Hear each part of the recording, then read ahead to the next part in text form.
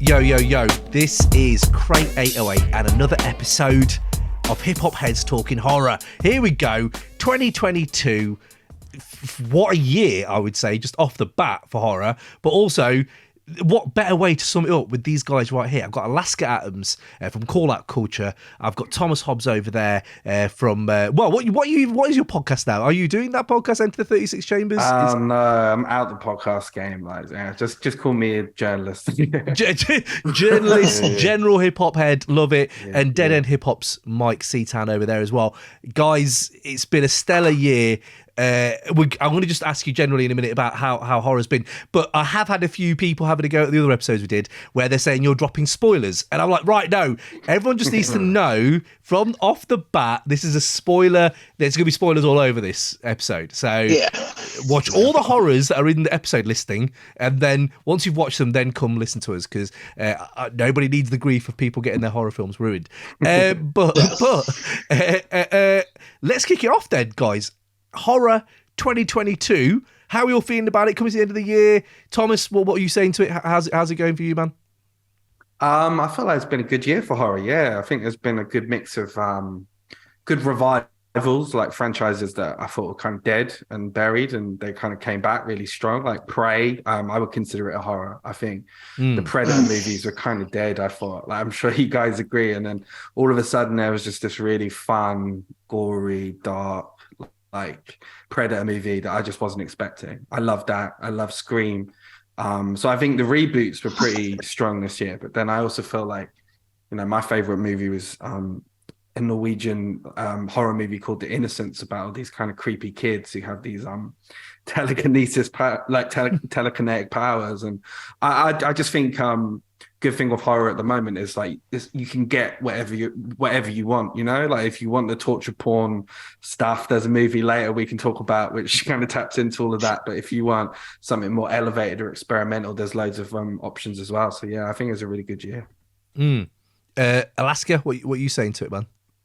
Yeah, I very much agree with Thomas. I've been thinking about how it sort of mirrors the state of hip hop right now, where I don't know if I would call it a golden age, but there's so much good stuff from so many different people and so many different voices that it feels really special at this time. I don't know if, 10, 15 years from now, we'll be looking at it that way. But I think it's very much the same with horror. I mean, there's so many avenues to find stuff. It's so much easier for filmmakers to make movies. I mean, you even have things like the Don't Hike Alone fan films coming out. Those Friday the 13th fan films that are pretty solid. There's so many good voices out there making interesting stuff, and I'm really happy with it right now. I have my Shudder subscription. I have everything on every single streaming service has a ton of horror movies I've never seen. And it's, you just can, every single night you can watch a horror movie if you want. Yeah, Mike, what are you saying, man? What are you saying? I don't want to follow that. That's brilliant, man. Yeah, that connection to hip hop right now is really fucking smart. But I agree, 100%. I think it's been an excellent year for horror. Maybe not a year where there's like 25 movies that I'm in love with, but there's at least 25 movies that I thought were worth seeing. And yeah, like Thomas and Alaska say, man, there's so much shit out there and so much crossover now, where it's like other people that you wouldn't expect to watch something like a Terrifier or dipping into that, and then some people are, you know what I mean? Like there's a lot of really, really cool stuff going on, and it actually does feel special. So yeah, I'm right in line with you guys. I'm so glad we're all on this same line, because I literally have it written down where I was like, this has the potential to be a 94 in hip hop year. The potential. I'm not saying it's going to be as crazy as that, because we don't know which one of these are going to be classics, if they are going to be classics, any of them anyway. I enjoy what Mike said there about there are 20 thoroughly recommendations I can give to people. And I think the fun is back in horror, and that kind of elevated horror seriousness messaging, although it is still around, this year's been so fun. And I was looking at my 10, 11, 12 films. I was like, shit, this was fun. And it was like, Yeah. the variety, some of that has that really heavy-handed messaging, and some of it has just the most ridiculous gore, and some of it has, we're going to talk about, speak no evil later, but like just how politeness can be pushed to the brink. Like there are all these really interesting, I think this year, little touchstones on human behavior, be it X and Pearl about like age and progress and decay, like your body falling apart, but that kind of thing. And then you have Men, which is so heavy-handed in the last 20 minutes, but the first hour is really interesting. And we're talking about Barbarian and all these others as well. But yeah, I was just like, yeah, this year, man, variety. Like, I'm getting the serious, I'm getting the genre films like Nope, and I'm also getting the, like other shit as well. So yeah, absolutely. I'm glad that we're there. I'm going to talk about this at the end, but I'm just going to drop it because it kind of fits here. I was looking at best years in horror and generally agreed best years in horror. And I know very easy for people to say in hip hop now, like, oh, this is a stellar year. There's been like 5 classics that no one talks about in like 5 years' time. So it's quite hard to put where this year stands, right? No, but it's true, right? I'm sorry. Have been those albums that I'm like, well, we're not talking about that again. But, each to their own, and the fan base is splintered, and we get that, get all that. But I was looking at this, right? So I have a few years here, and please hit me if any of you guys have got like a year where you're like, nah, that year off your top of your head, let me know. But I was looking at like some of these. I don't think you can battle the 60s and 70s too easy because it's too early for us in 2022. But like 60 had Psycho, Peeping Tom, Eyes Without a Face. Not sure if you watched that. So I was thinking those 3 are really good, but the actual volume isn't as good as this year. And then you've got 73, Don't Look Now, The Crazies, The Exorcist, The Wicker Man, Westworld. I think that might be top. 78, I don't think you're ever going to get near this, lads. I don't know what you think to 78, but Dawn of the Dead, Invasion of the Body Snatchers, Magic, Anthony Hopkins, big up, Piranha, Halloween, I Spit on Your Grave, Martin by George Romero, and I don't know if anyone's watched Spawn of the Scythelist, but please do, because it's one of the Spawn of the Scythelist is one of the cheesiest, worst horror films, but it's so fucking good. So, and I was like, yeah, you're not battling that with 2022. I'm not trying to put them up, but I've got loads of others here. But I was just thinking to you guys, like, 2022, is it going to be a standout in 5 years, do you think? Just generally, do you think that? Or I don't think so. I think it's been a good year, but I think this is more a year where, like you were saying, like that we've started to sort of, the elevated horror bubble started to burst a little bit, and I think we're seeing a revival of I don't want to say torture porn, but like I think quite over exaggerated cartoonish violence, because people really want something that's an escape, that's a bit audacious, a bit silly, So I think also, like, we're also seeing like aesthetics from the past kind of. I think Brian De Palma is a filmmaker whose cinematography and style I saw like over a lot of movies like this year, and I think that's interesting as well. So maybe horror is becoming a bit more stylish, a bit more vivacious, a little bit more silly. Like obviously Nope came out, but I love Nope, but I think its response was quite split, and I do wonder if people are a bit tired of every horror movie being loaded with subtext and metaphors and hidden messages, and but I think people like are kind of just ready for a clown to just fuck shit up. And we will talk about said clown fucking shit up, absolutely. What about Mike and Lasker? Where do you see it this year? Like, is that, I'm kind of with Thomas, kind of where he is at the moment. But what do you guys think? Anything different to what we're saying? 2022. I kind of think that. I mean, I think we're seeing the start of new things. I don't know if we're going to look back on this as being a classic, but like with characters like Pearl, Art the Clown, sort of breaking out. Like, it could be the year where we finally like regulate like Jason and Michael Myers to like the Dracula and Frankensteins of the world. Like they're the monsters of the past, and we're getting our new monsters now. I love that. Like a new world. Yeah. Because Karloff wasn't cool forever. There was a point where they were so outdated, weren't they? You're right. Yeah. It's really interesting. Yeah, definitely. What about you, Mike? And I mean, when you look to jump into Halloween, but when you look at Halloween, the worst parts of the Halloween movie were Laurie and Michael Myers. Yeah. So like I think those things are dead, and even like Scream, like The old. I just hated how like Carrie, how her character kind of changed to like Carrie in Sex and the City, like writing her book, and she's like, "Oh, I'm in Haddonfield, and Michael Myers might come for me, he might not, but my window will always be open." And you read it, and you just listen, and you're like, bro, who came up with this shit? I know. Although we'll talk about Halloween ends. We have to, I think, at some point. But I think we'll get into our tens, our favourite films generally. But I think Halloween ends has to have some section because we need to talk about this. So okay, I don't know. I think if we just list some of our favourite films, then we can just pick out a few we want to talk about as people talk about them. So who should I go to? Mike, what have you got going on? Like, what's been on your like near top of your list, like films wise, horror films wise this year? So I don't have as many as y'all, because I mean I definitely watched a lot and I have a list of a lot of shit that I watched, but I really kind of stuck to these 5 that I thought were excellent.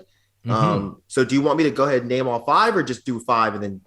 I think let's name all 5 and we'll pick a one. Okay. And this is bound to be crossover, so we can all just jump in on wherever you're at. Yeah. Okay. So 5 I put Resurrection, but there's a caveat here. The more I thought about it, I don't know exactly how snobby you guys get with this is more of a thriller than a horror, which I don't I say get. it in exactly that voice. I say it in exactly that voice. Everyone says it in that voice. That's the only voice you're allowed to say that shit in. But the more I think about it, I guess it really isn't a horror if we're trying to be super technical. But it's my fucking list, and I'm leaving it. Yeah, fuck them. Yeah, fuck them all. Go for it. Let's do it. Metallica, kill them all. Let's go. Let's do this. I'm here for that. So Exactly. First Metallica reference. So keep dropping. first of many. Yeah. But yeah, then I don't know how deep y'all are into like Asian horror or Indonesian horror, but I had Satan's Slaves 2, Communion, which has a trash name. But it's fucking great. It's absolutely great, especially when you're talking about, I can't remember if that was Alaska or Thomas that was talking about the kind of decline of elevated horror. Especially when you're looking at it from that lens and you're just going back to the way horror used to be, which is a cool story and a lot of scary shit. And that's what I think we got with Satan's Slaves. But the next 3 I won't really go too deep on because we're going to talk about, I'm sure. But I have X. I have The Sadness, which so good. Of course I have Terrifier 2. Terrifier 2 as number 1 for now. Okay, yeah. So the first two there. What was? I've not watched them. I don't know. I think I've seen the post. What was the first one that you said at number 5? What was that one again? Resurrection, which I'm positive Alaska hated, which is okay. I love this. I thought it was seriously brilliant. Now, sure, does it lean into the whole, message side of horror movies? Yeah, it does. But I think the story is fucking dope. I think the acting is unbelievably good. And when it ended, I was seriously sitting there thinking about it for a good 10 minutes. And that's a sign of a good movie to me. So, it's good. That was okay. So if you could break it down, obviously try not to spoil it because I don't know what it's about. I've not seen any poster. I don't know who's in it. Like is it big names or is it low budget or? It's Rebecca Hall. Names. Yeah, it's really decent names. Yeah, it's Rebecca Hall. She's amazing in it. She's unbelievable in that movie. I like Rebecca Hall. Okay. Yeah. And what's Buddy's name? I always forget his name, dude. Tim Roth. Is it Roth? Yeah, Tim Roth. Okay. And I saw that movie. I saw that movie Tim Roth was in with Tupac recently. Gridlocked, yes. Yeah. How's it stand up? How's it stand up, bro? I actually think it's good. Like, but then I'm looking at it through the lens of being a bit of a kind of biased Tupac fan. So I was that. I had it on DVD and VHS, my man. So I loved it when it came out. I haven't seen it since. Yeah, I watched it the other day. It's like a whole jazz sequence, and Fandy Newton's like this kind of beatnik poet singing. Let's go. She has her first name is my surname. To see that anywhere as a kid, I was like, whoa, Fandy, what? That's weird. Exactly. And I fell in love with her in that film. So she was hot. She is hot. I mean, but in that, I shouldn't be saying. Sorry, don't cancel me. I think you can say someone's hot or not, right? Where are we in society? Good. I don't know. The sadness is out there. If you're getting annoyed at him saying someone's hot, don't watch The Sadness because you're going to get really annoyed at The Sadness. Oh yeah, you're the wrong or Terrifier 2. or Terrifier too. So okay, I'm in to watch that. That other one that you said with the long name, that sounds fascinating. I'm here for that. What's that called again? Satan's Slaves. Mm-hmm. So now it could be a really poor translation, but here it's called Satan's Slaves. The original came out in 2017. Right. Well, the first one, not the original, but the first one. And I thought it was incredible. I can't remember the guy's name who makes it, but he also did Impetigore. I don't know if you saw that. Or Queen of Black Magic, which both of those movies are phenomenal. Okay. But Satan's Slaves is super good. No spoilers. It's basically this family is being tormented after the mother of the family dies. And a whole bunch of just really fucked up shit happens. Now, what's great about it is it doesn't overdo the story and it concentrates more on here's some genuinely creepy shit.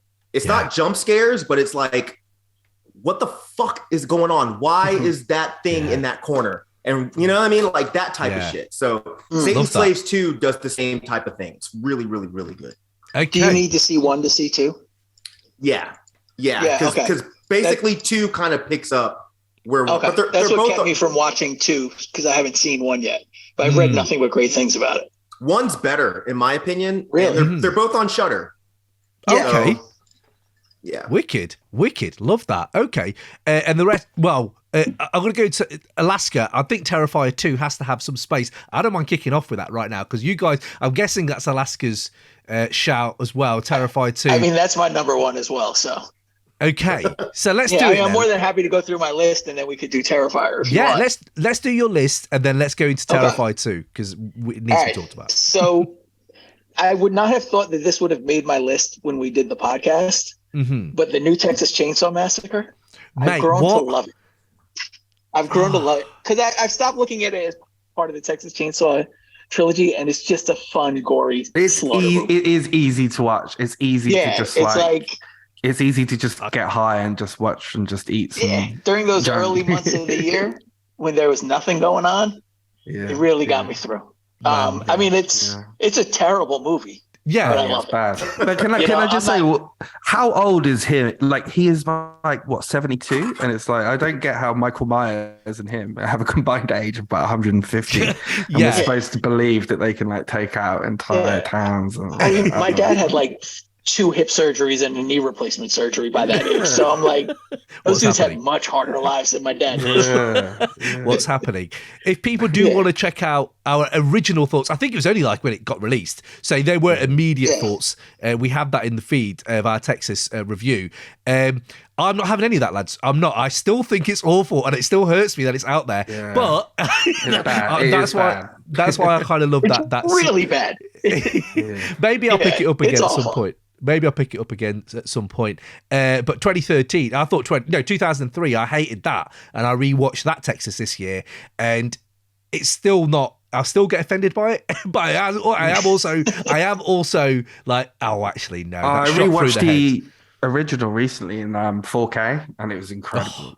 I thought like maybe that in 4K wouldn't work, but like you notice things in the background interesting you never noticed before. Like there's loads of like news clippings all about like murders that had happened and like it's really cool. I was like, shit, I've seen this film 100 times. I never noticed. Not pick those things up. So I'd recommend getting the 4K version if you get a Wicked. Wow, nice one. What else you got then, Alaska? Off to a great start.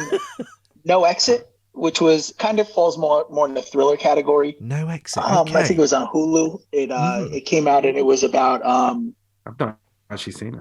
Yeah, it was like this woman that left like a rehab place to go visit her sick mom, and she got stuck at a rest stop in a snowstorm, and it kind of becomes like a murder mystery type of deal, which is quite good. I really liked Fresh, which was also on Hulu. That was a really good surprise. The Watcher I thought was amazing. Boom. Like Thomas, I thought Prey was great. I hope Predator just takes that model and drops Predator into all different sort of historical dramas for the rest of the run. Alaska, the assassination. Yeah, Yeah, Yes. exactly. Yeah. Do you know what I have? I had a power ranking list of what I want Predator to fight, and Vikings is number 1. And I want Predator Oh, versus nice. Vikings That'd be dope. like really badly. So yeah, Northman and that. Yeah. So Prey. Yeah, Although that'd I be classify perfect. that more of an action, but I do see the Yeah. horror vibe absolutely. But yeah, love it. Good stuff. Sissy, which Let's was go. Yeah. I thought was really fantastic. I just and watched then that yesterday. You know, Yeah. It's so much fun. it's good. It's Really good. fun. Really fun. And then I had like Scream, Bodies, Oh, nice. X, and Terrifier 2 as my top spot. I'm loving this. I'm loving. That's very overlap. The few of those I haven't watched, but I am going to check them. I'm glad you shouted out Watcher because I think that's been a sleeper hit for me. As in, Yeah. when I first watched it, I thought it was so derivative. It annoyed me. I thought this is so like every other European horror, like even De Palma and all that. You can just see all the tropes, but. It just lingered in my head, and I found myself rewatching scenes. I was like, "Wow, it must be," and then it just stuck with me over time. And yeah, so I'm glad that you said that. I'll list mine then, and then we're going to go Terrifier 2 because I've got Terrifier 2 as well. And then Thomas, you might as well list yours as well. I'm thinking then we go to Terrifier 2.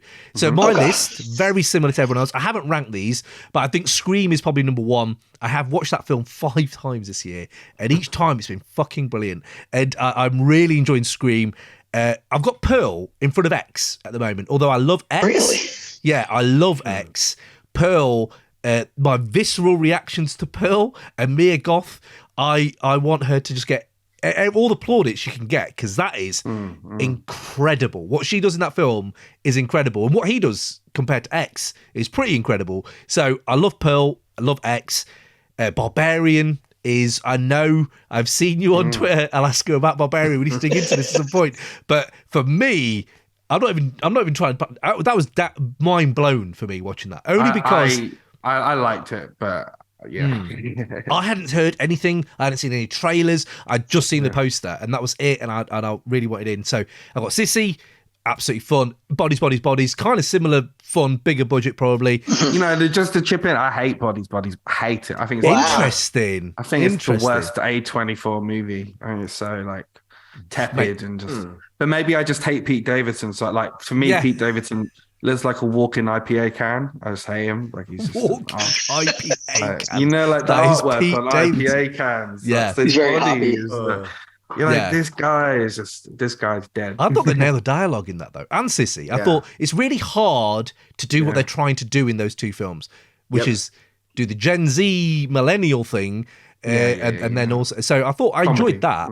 I got the sadness because it's fucking wild. I got Piggy because Piggy was one of the most surprising.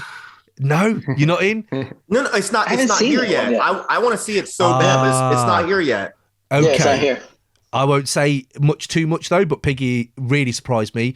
Terrifier 2, we talked about Wild, definitely in that category.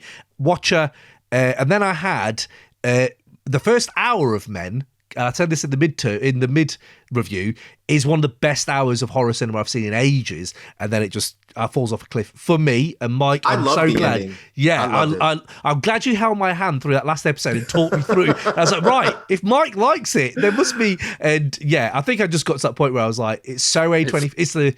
It's almost a parody of A24 at the end. I thought. It's very pretentious, and it is the epitome of annoying elevated horror, but I thought it was really good. But the first hour is that good. I can always say it's a good film to watch because that first hour is so good for me.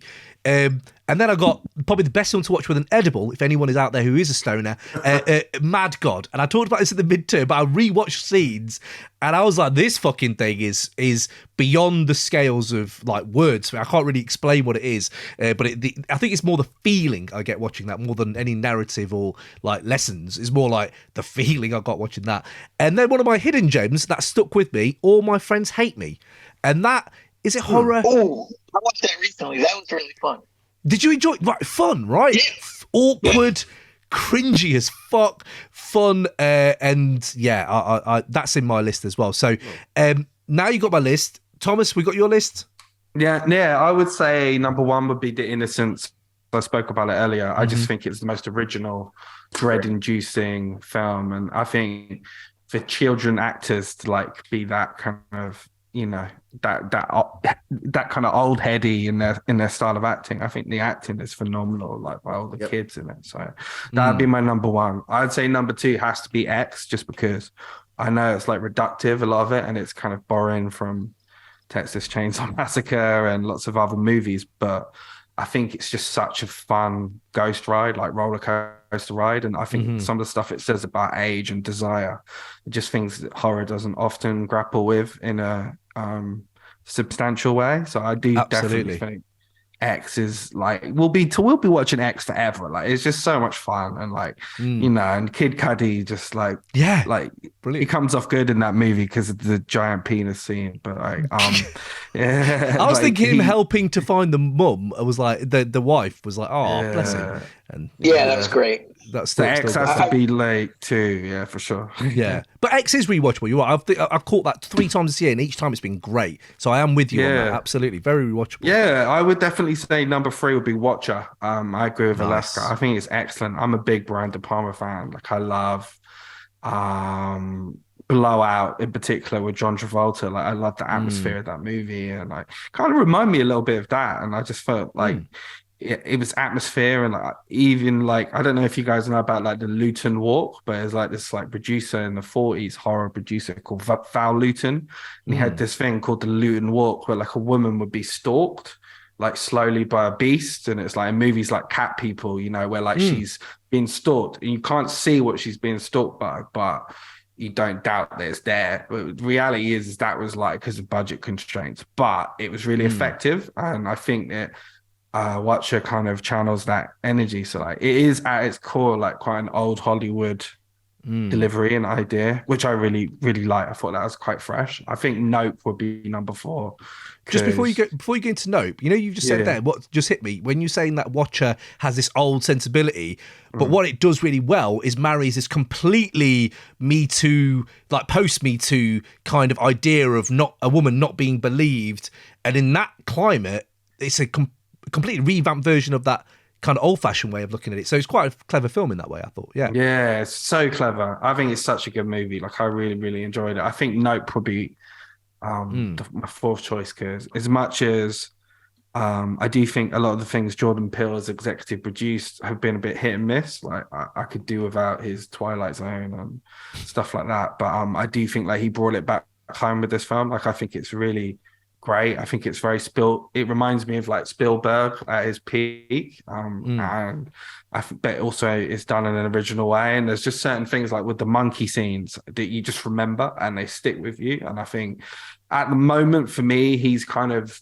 it's like M. Night Shyamalan when he put Signs out. He'd like on this great streak of like making really good movies.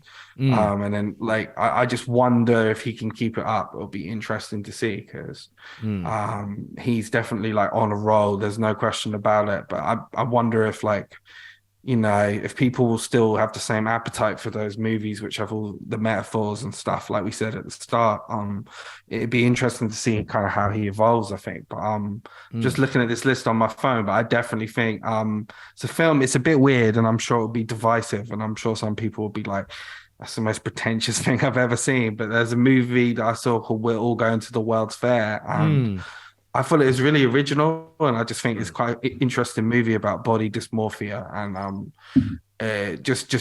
this girl, this teenage girl who's like confused about her identity, gets like deep in this like online RPG, talking with other people, and it gets more and more fucked up. And in its weirdest moments, like, it definitely reminded me of like David Lynch, like when like Lost Highway type atmosphere, which I love that kind of like shit. But I think Scream is definitely there too, because like we say, Scream is just like an excellent reboot, but it's a shame Neve Campbell isn't going to be in the new one, I hear, because I think that kind of puts me off it a little bit. But do you know, you said there about no World's Fair, or we're all going to the World's Fair. I couldn't, I don't know, it was quite a testing film, and it reminded me a lot of like the old Michael Haneke films. That you I love Michael Haneke, but you have to be in the kind of mode to sit through some patience testing. But it had one of the, like memorable scenes of horror this year. I'm sure we've all got them, and Men has a few of those. But I was thinking of like, absolutely does. But like, I thought there was in Nope when the alien takes the fucking people and you see it ingesting them was one of the most like holy fucking shit. That was pretty immense. And then in World's Fair was when she was, and I was kind of zoning out of the film a little bit, but it completely drew me back in when she's asleep and the night camera gets her face. I was, okay, now I'm back in, and it literally like fully got me back in. And those two moments. I think it's a film that makes more sense as well the more you watch it. But it is testing. But at least it's got original ideas, and it's like trying to do something 100%. New, I think. But I'd say Prey would be 6 because I just think it's excellent. I think it actually might be, I'm not going to say it's the best Predator movie because nothing will beat the original Predator, but like it runs it close at points. Like it really is great movie. I definitely think we'll be talking about it from years to come.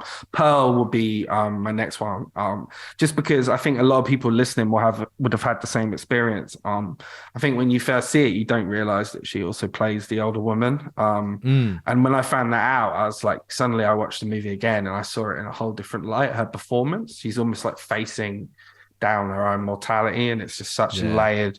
So then when you see that movie, I think it's great. And I think Mia Goth is just such an interesting character. Like, I don't know if you've like seen her interviews where you hear her real voice, but it's like she speaks like she's 12. She's like, hello, I like to be in movies, and you it's like Teletubby voices. It's really weird. And but I just find her really fascinating. I think it's such a good performance, and it's like been a while since there's been a woman at the center of kind of a horror franchise. Thinking about it, like I actually can't think of the last time. So I think that was like amazing. But also Terrifier 2. Yeah, I think Terrifier 2 has to be up there. Like, even though I do think it's a bit fucked up, and at points the violence is a bit gratuitous, and I'm not so sure like it really is saying much, but I like how it's like how they're like performance-ized, the actors that play the clowns. They're a bit Charlie Chaplin mixed with Itchy 100%. And Scratchy, you know what I mean? Like I love that. Like and I definitely think it's fun, and it's like for us, we're horror nerds though. Like I feel like we're not turned off by gore, but if you are, like, I'd say don't eat while you watch the film. Absolutely. I would say just avoid the film in general. if you exactly. So let's do it then. Terrifier 2. It's all on everyone's list. It's become kind of this runaway success. I find it feels like people that would never watch Terrifier are watching it that I know, which is kind of interesting.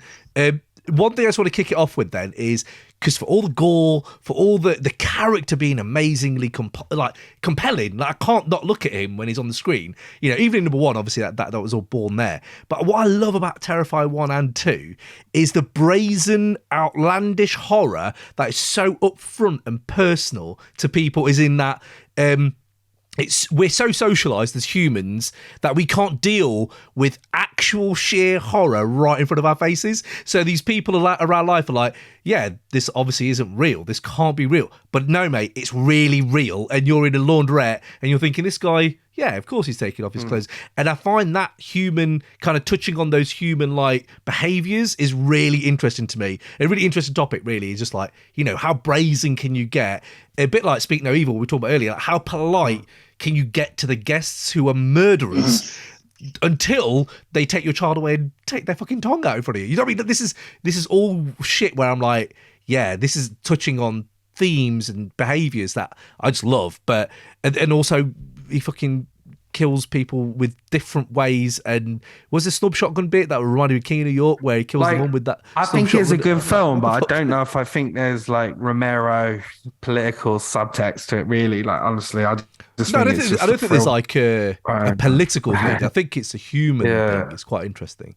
But yeah, Alaska Mike, please chip in with Terrifier 2, love. Like, what's it doing for you at the moment? I think it's the funniest movie of the year. It's so funny.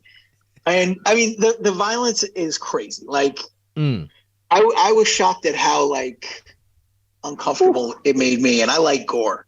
You know, the first time I saw it, really like that one specific kill, the bedroom one. Yes. Like that one really was like, all right, this is kind it's of that like where he rips through that woman's heart and stuff. Yeah, I think it's that. No, the mum that's comes back. That's the bathroom. that's the bathroom one. The one where he comes back with her. he scalps her. And then and the her mum comes in. Yeah. Mhm. So Jeez. yeah, like that scene was rough. I heard Damien Leone talking about it, and he said it's based on a Jack the Ripper kill. Oh, really? So there's a photo of Mary Kelly when she was killed by Jack the Ripper, and it was like the one where he basically got into her house. Like he didn't have to kill her quick. He got to sit with her all night.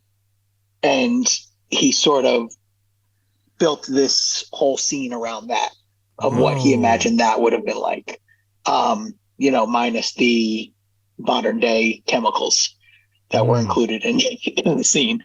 But yeah, I thought it was so much fun. It was a little long, I thought that it could have been shorter. Didn't need to be 2 hours and 20 minutes. Yeah, I don't think it did, but I appreciated that it just went everywhere. Yeah. Like it played to all of its influences. You see like the Freddy Krueger influences in there. There's musical cues for Halloween throughout it that like you pick up on. We'll repeat watching. I love that, the kid had like King Diamond posters in his bedroom. There's no like 12-year-olds that have King Diamond posters in their bedroom. Yeah. As a father of a 12-year-old, I could attest to that. Amazing. But yeah, I think it's so fun. I think Art the Clown is such a fun and unique character, and that actor, the way he plays it, because in the All Hallows Eve, Art the Clown was not that charming as he is in Terrifier 1 and 2. And then Sienna was fucking amazing. The final girl was she was great. I want to see her in everything. Yep. I appreciate everything she brought into it. The scene with the two of them in the costume shop. Yeah. Like the facial acting that she did was amazing. And she's fully leaning into the role. Like I've seen her on like Facebook and stuff like that, where she's at conventions. She's like with the fans. Oh yeah, like, she's fully. It. Yeah, she's it's good. Really it's really good physical acting. Like kind of that Art the Clown reminds me a bit of like Lon Chaney Jr. Like kind of.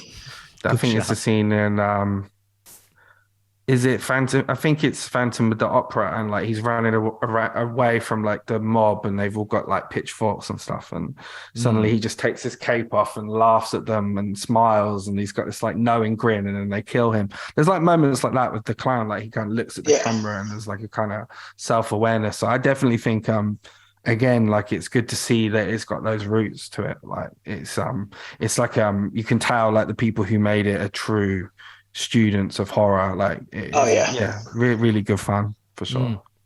What about you, Mike? What are you saying to Terrifier 2 and Art? I mean, so I was listening to Alaska say he had a bit of a rough response to some of the killings. I actually felt uncomfortable only because I was the only one in the theater laughing. And then I was just like, why the fuck are you guys even here? Like, I looked around in the theater and everyone was just like, I was like, are you serious? Like, he's been killing this chick for 15 minutes and you guys are still not used to it and you're still fucking crying about it. It's like, what the fuck is going on? Yeah. I was laughing hysterically at most of the shit in this film. So yeah, I agree with Alaska. It's the funniest film of the year. And I think it takes a truly fucked up person to think that this kind of shit is funny. But I think that's the brilliance of it, man. Like I think Damien really knows, like he's tapping into that really cool part of horror that's been missing for so long, which is I can make these kills gory as fuck, but I can also make them absolutely enthralling because they're so fucking funny. Yeah. And I love like the weirdo aspect of it. Like when it gets towards the end, all of a sudden a sword is glowing. Yeah. And she's in water. And it's just like, and then when you think about it, it's like, okay, yeah, it's throwing back to shit like, you know, old Argento films where it's like you'd be thinking it's a straightforward slasher, and all of a sudden some motherfucker is commanding insects. I feel like it makes sense for people that like horror and that have a history with this. But if you're just walking in off the street and you're like, oh, it's a killer clown. It's like it. you're gonna be like, I don't know what the fuck I'm watching. Do you know what it reminds me of? A bit like is it The Reanimator? That kind of like it's really gory, but it's also quite slapstick. It's very in that kind of vein of horror. Yeah, absolutely. There was I don't know if you remember a film called Evil Speak in like 1980 something, and that I rewatched that this year, and it reminds me of like, mate, you've got to watch that because it's got a person's desire to be on the soccer team leads him to spiritual fucking horror shit. It's amazing. Like, this is an American film, what? And there's one of the best jump cuts ever in that film, from a beheading to a football being kicked. And it's like the Stanley Kubrick horror, like, you know, Stanley Kubrick, you can have 2001's Bone Cut, mate. We've got this in Evil Speak. But it reminded me of Evil Speak in that weird, like, kind of, this is like got some mythology. There's a mythology here, but original IP, so it's very hard to kind of get it all across. Even though you got 2 hours and 20, 40 minutes, I can't remember how long it is, but it feels like such a long film. I think the one thing I would say about it, I agree with everyone, it is fucking ridiculous and on our lists, but the mythology escaped me, and I've only watched it once, so maybe it's that second viewing, but I was like, I'm not I love the weirdness of it, but it's almost like a second hand, and it wasn't like the thing. I kind of like, well, what does this mean? Is it a dad? Like, and I'm looking forward to the third one because I think they're going to wrap it up, right? They're gonna really go into that. Yeah, they're doing part 3. But if you go back to All Hallows Eve, there's elements of that stuff in there, like the glowing eyes is in there, and there's one of the vignettes is a woman like is talking to her friend on the phone. She's like moved to a house in the country, and she's talking about her husband who's an artist and how he's struggling. He's been like just keeps drawing this figure. Yeah. And there's like a painting that's covered up, and like she ends up getting killed by aliens or whatever. And when she dies, she grabs the cover of the painting, and it's a painting of Art the Clown. Right. So it's like there's elements of that, like of Art the Clown, you know, being sort of a demonic entity throughout All Hallows Eve. That kind of come back into I think also, like, I guess it's kind of a reaction to like the It movies, in that the It movies were so they ended up like disappearing up their own arse, like in the end, like they weren't good, like they ended up becoming, you know, trying to be too socio-political and loaded with subtext, when you just wanted to see Pennywise, like, you know, terrorize these kids and atmosphere.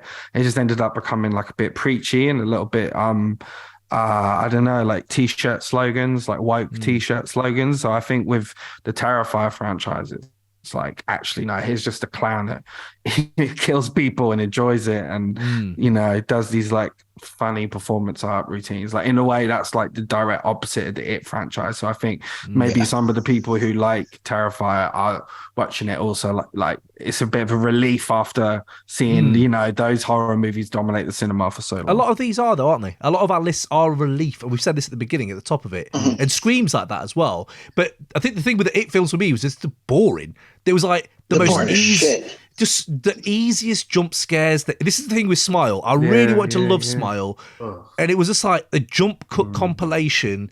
And then they show the thing at the end where I was like, what the fuck are we doing here, guys? Like, that's not scary. The scariest thing was the fucking, the smiles. The smiles. Like that was the best thing about it. But yeah, no, sorry to go into that, but I completely get it. Like, I think there's a real way of boredom doesn't, like, you can't do your tropes anymore. Big budget, fair enough, but Nope's big budget, and that didn't really do the trope. There's a movie called, sorry to jump in, there's a movie called You Won't Be Alone as well. It's really good. It's like, it's a Macedonian. The Witch. Is it about witches? Yeah, so it's got Noomi Rapace in it, and it's really good. It's like the atmosphere of it's incredible, and it's like it's quite poetic. Like, it's like, maybe it's like a kind of fucked up Keats poem or something. I don't know. Like, it's quite twisted, but like it's got like a real atmosphere and a real tone to it, and it's got some really great effects in it. So I think she was trying to make up for how bad the fucking lamb was. Bro, we talked about this, Mike, in the last episode, and I'm so with you. I wanted that. You know when you want a film to be good, and that's the worst place to be, because it's never going to deliver. Or even if it slightly falters, and that was fucking rubbish. This is what I mean. A24 films that I think that's, like we've talked about, there is a corner being turned.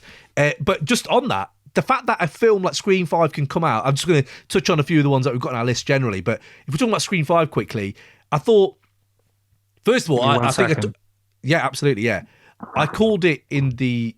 I'll wait for Thomas actually because he wasn't in the last Scream chat, was he? So I'm gonna actually hold for Thomas. Yeah. He's probably going to refill the bong, knowing Thomas. Well, you know what, Cam? Yeah. While we're waiting on Thomas, I can't remember if it was you or Alaska that I was talking to about Hellbender. Which one of you was that? It was me, yeah. I talked about it on the episode. I didn't talk about it outside the episode. That movie is a giant bowl of diarrhea. It took me 5 times to finish it, and I finally finished it yesterday in preparation for this. Because I was like, okay, if it's really good, I want to tell Alaska that he was spot on. And I watched it, and I was like, what the fuck, dude? Wow. Shit. Oh my god, this shit sucks. So, just me on my own. I went into it with the opposite expectations of like what Cam had with Lamb. I was like, this is not going to be good. I don't really like witch movies that much.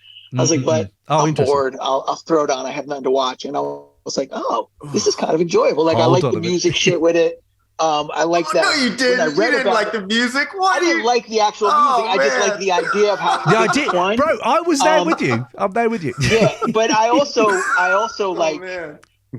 I went to college around where it was made. Up in upstate New York. So there's like sort of like, well, I kind of like that's all like familiar to me. Interesting.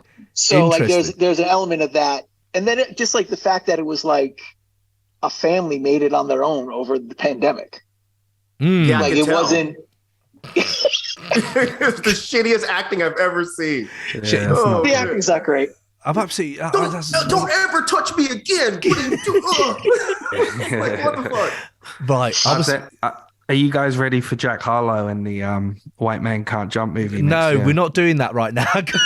That's not real, is it? Yeah, that's real. Yeah, it's real. They're redoing it in Jack Harlow's, isn't it? Can't wait. I'm so interested to see how bad that is. It's going to be bad. It's going to be bad. Yeah. He was on SNL a couple weeks ago, and he made people on SNL look like they had personalities. Holy which says a lot. Shit. Yeah. That does say a lot. Fuck. Yeah, he's he is actually quite a nice guy, but that album did suck. Like, but I'm not gonna lie, like it wasn't a good album. Like it was bad. I love Mike's podcast, like, and their take on it. Like I've watched that like about 3 times. It's great. Yeah, I was the nicest one on the panel. I was like, dude, come on, man. Like, why are y'all doing this to this kid? And he's a kid. That's the thing. Well, he stepped into the limelight, bro. That's it. You got to expect it. And it's hip hop as well. We don't. You know what I mean? But they took him down like when they take Howie down in The Wicker Man. They were like burning him. I was like, just fucking burning on the cliffside. Yeah, amazing. I was like, I love these guys. Yeah, I love it. Brilliant. So what I'm saying, Scream 5, quickly, just a quick. We talked about it in the midterm. Thomas wasn't there for that, but I was saying, you talk about like things are turning a corner, but for me, one of the strongest franchises in horror, probably if not the strongest, if you're going pound for pound, film by film, I can't think of any other horror franchises that are standing up to Scream. But one thing I have noticed after rewatching it over and over again is, holy shit, you know what? Once again, this franchise, this film is setting a standard. And this time it's for legacy franchises. But I remember when it came out, when it was born, it was setting the standard for horror. And I thought, that's pretty fucking cool. That we have a place where we can still have that space for it and it can do ridiculous bits on the box office, and just have fan service absolutely right up there, balanced with subverted expectations, balanced with a love letter for Wes, and then these great characters who I can't wait to see in the next one. And very hard to pull all of that off. I think I talked about it mid. I would just say be cautious though, because like the Halloween reboot, the first one was good, and then the other 2 were pretty bad. Yeah. So trust me, the New York thing, I want it to be good. I've seen the stills. I don't know if anyone's seen him with the shotgun, and then you've seen like. Have you seen this Ghostface with a shotgun in a what you would call bodega, I suppose? And so he's in New York proper, and I think she is back. Haley, no, what's her name again? You know, the one that was in the Easter egg in Scream when he's watching YouTube. Cannot remember her name from Heroes, but she's in 4. Hayden Panettiere. Boom. Yeah, there you go. That's it. So she's back. Their stills have come out and they teased it in number 5. One of the Klitschko's. She was married to one of the Klitschko brothers. Was she? I did not know that. I did not know that. But yeah, so yeah, just to talk about things are turning the corner, but horror franchises, I'm kind of glad we got Scream. I've got bits on Pearl, I've got bits on Sissy, but I think one thing we haven't mentioned, and we should at least touch on it, is in 2022, we did get Halloween Ends. And we talked about it roughly, but I just want to gauge where everyone is with Halloween Ends. Just so, you know, we've got to talk about it. This is Michael Myers. He came back 2022. Mike, what are you saying? Halloween Ends, what's it saying to you? It's saying this is a pile of shit. It's saying this was an hour and a half of nothing. I thought it was cool to kind of go with the Season of the Witch idea and be like, all right, we're not really going to make a Michael Myers film. But then it just got to the point where, and I'm really big on, you know, suspending disbelief and just accepting certain things in horror films so you can enjoy them. But this fucking, what's his name? Corey, like fighting Michael Myers and overpower. It's just stupid. It was just fucking stupid. And it was exhaustingly stupid. That was the thing. I can do stupid, but it was exhaustingly stupid. It's when it tires you. Yeah. They made Michael a bitch, man. They made Michael a bitch. Totally. Yeah. But you know what? And I'm with you. When I left that cinema, I wasn't furious, but I was more like, yeah, of course it's that. And then I got home, I think I vented even online about it, so if anyone followed that, fair. But more, when I did think about it and I calmed down a bit, do you know what? The opening scene is great. I was like, yeah, if you're doing this, I'm kind of on board. Let's sack it all off. And in a way, I was thinking, this would be a better second film. This would have been a better second film if you did your Halloween and then this happened and then you establish him over the next two.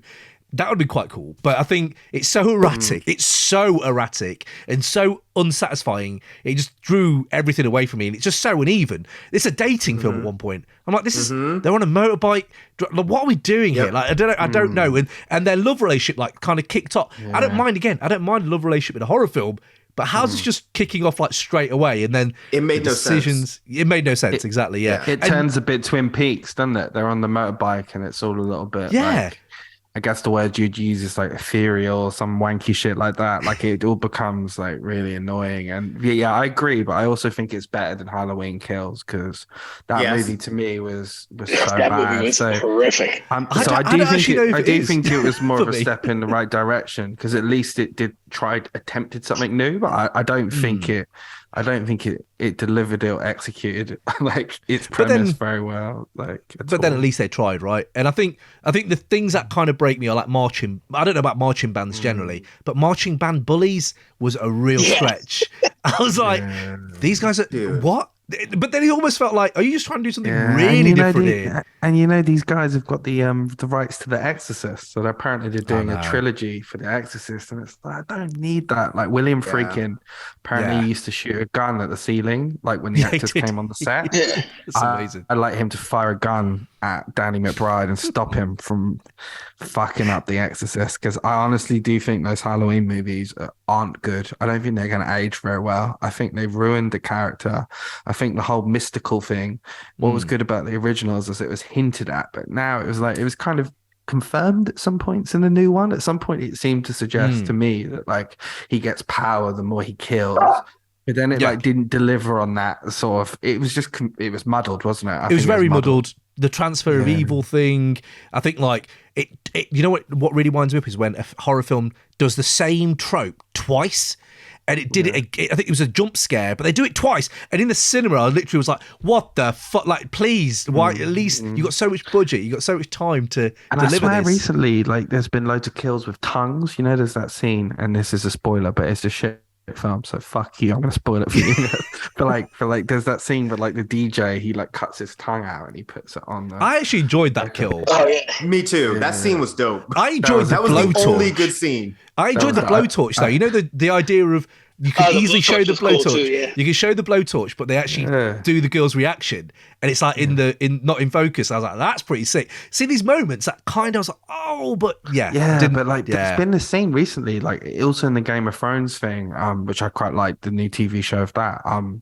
I think loads of people getting their tongues cut out in horror movies right now. Like I wonder if that says something about, I don't know, like a freedom of speech, or I don't know, maybe there's something in there. There's a pitch in there, but it's interesting because I definitely have seen about 7 horror movies where people's tongues get ripped out recently, which is weird. Yeah. Absolutely.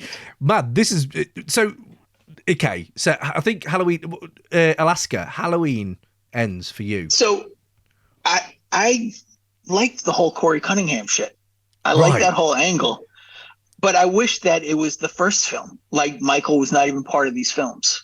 And they sort of built on like the sort of choice to be evil and how like it kind of infects the town and let like that actually take the story.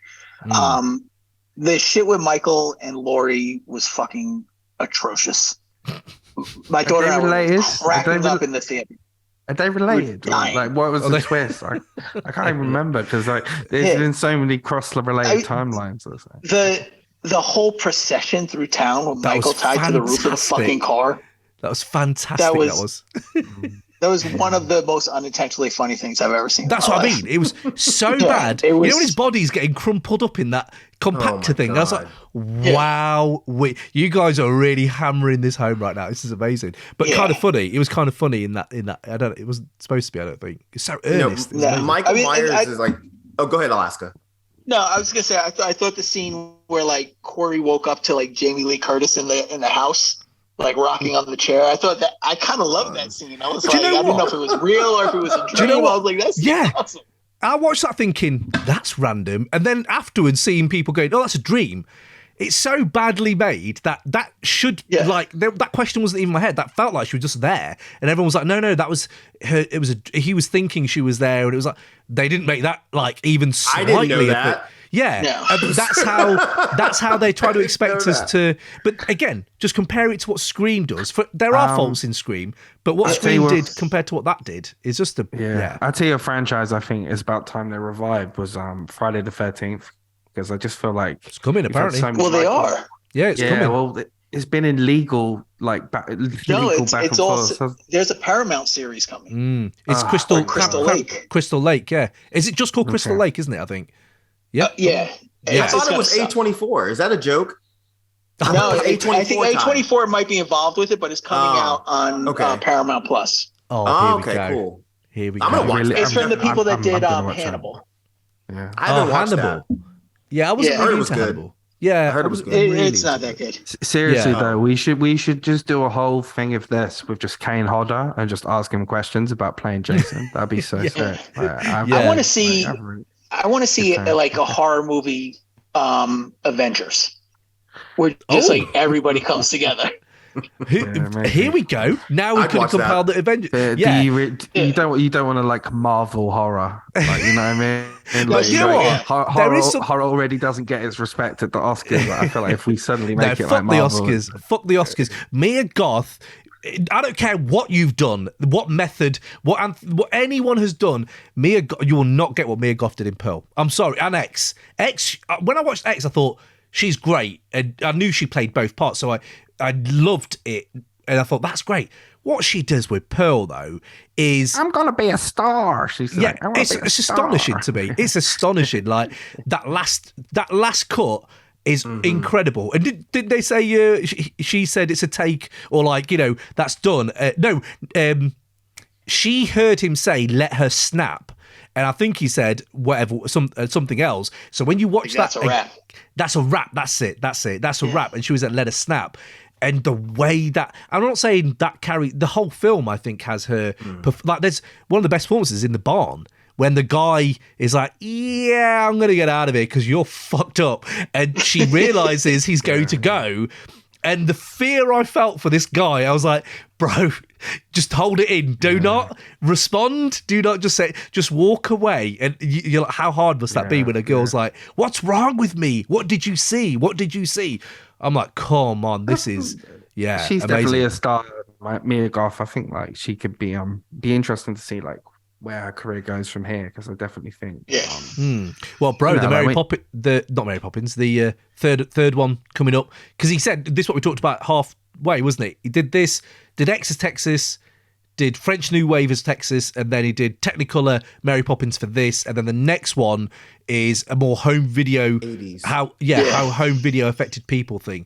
And Mia Goth's in that as well, right? Or is she? Yeah. Yeah. So that'll be interesting. Yeah, it's Maxine. It's the character from the porn. From X. Yes. Yeah. See where I would have liked Pearl a lot more. I feel like if I never watched a single trailer, I think that's what fucked that movie up for me. For Pearl and for Smile, I feel like they put every single kill in the trailer. Yeah, and it's my fault. I should know by now. Don't watch trailers, but I think I would have liked Pearl 10 times more if I never saw a trailer.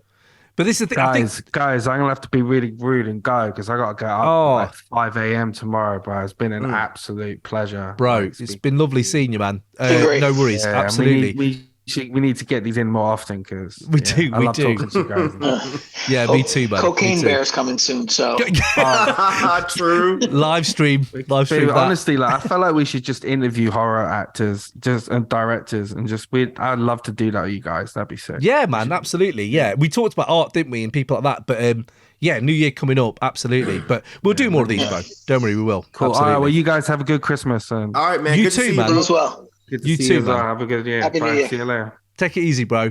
Oh, bless him. He did say he had an early. I was like, oh, mate, just jump on for an hour, you know? But yeah, I don't want to run long for most of us. I know this can go into... Do you know what? Big up Alaska, by the way. This man's got more stamina than... We did a Ghostface Killer episode where it turned to like 4 hours long. It was almost 4 hours, dude. Bro. I thought I was going to die by the end of it. I was like, oh my God. Do you know, I was supposed to go to the pub and I left my mate with my kid and I was like, just look after him. I'll only be an hour, maybe 2. And when I come out of that recording, he was like, holy fuck, guy. It's like, what have you been? I don't know this little lad. And I was like, I know, I left him with you for 4 hours. But that's what happens.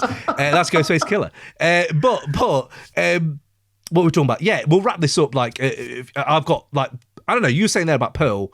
I think the thing that got me, you know, talked earlier about like the human, if you're tapping into human primordial things, and I don't know many horrors who've really tapped into like our horror and our own fear of like dying, idea of like getting old, progress going ahead of us, decaying, and I'm like, do you still have a sexual drive at 80? I don't know. Like what this woman clearly does, and she's gonna kill people for it.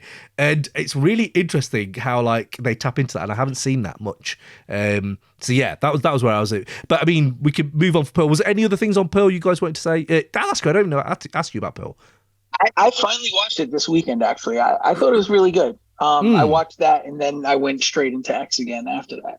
Oh, interesting. And it was a nice run. I really enjoyed the whole aesthetic of it. I thought it was really cool and well done. I don't know how much I loved the story, like everything else around her. Like I thought in a lot of ways, like that was lacking, like her family and stuff like that. I was kind of like, meh. Oh, I loved her mum relationship. The Carrie. That's Carrie, bro. That's some Carrie shit. It just didn't, I don't know, it didn't connect with me as much, but the scene in the barn and stuff and all that was crazy. And I just love the way like it felt like an old like AMC classic movie that you would see back in the day. You know, like, you know, something like that.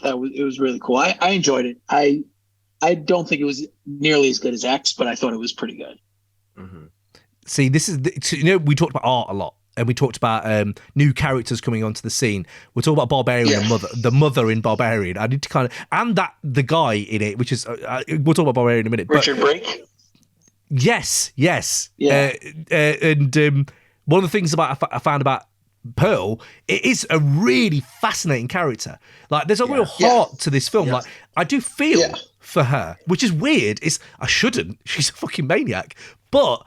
like, you know, when she's like trying and she's like, what did you see? What's wrong? And the way she crushes the alligator egg and it smash cuts to her husband. And I'm like, has she killed, like, again, has she just killed her husband and kept her under the boards all this time? I don't know. But these kind of things kind of like, I don't, there's always fascinating questions I have about her. And I think, this is a sequel or a prequel was great just to see where that character goes I'm really interested, just really, really interested to see where that goes. Yeah. Barbarian then. Barbarian, guys. I know where Alaska's at. I've got it down as one of my favourites. Mike, where are you at with Barbarian? And then I'll gauge the room. I really, really, really enjoyed it, but I feel like I really, really enjoy how much Alaska hates it more than I enjoyed the movie.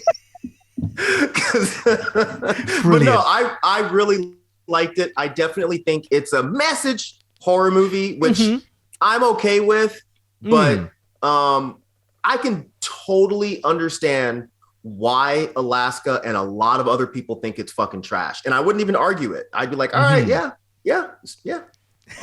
Makes sense. Yeah. So why is it that Alaska? Why is it that you can't get with it? What is it about it? It's just a complete shit show. Like, there's no rhyme or reason to anything. And maybe that's what's supposed to be. Like, the first 20 minutes, which was the whole trailer, was kind of cool. And then it went to the whole Justin Long thing, and I was like, I don't really give a fuck about him.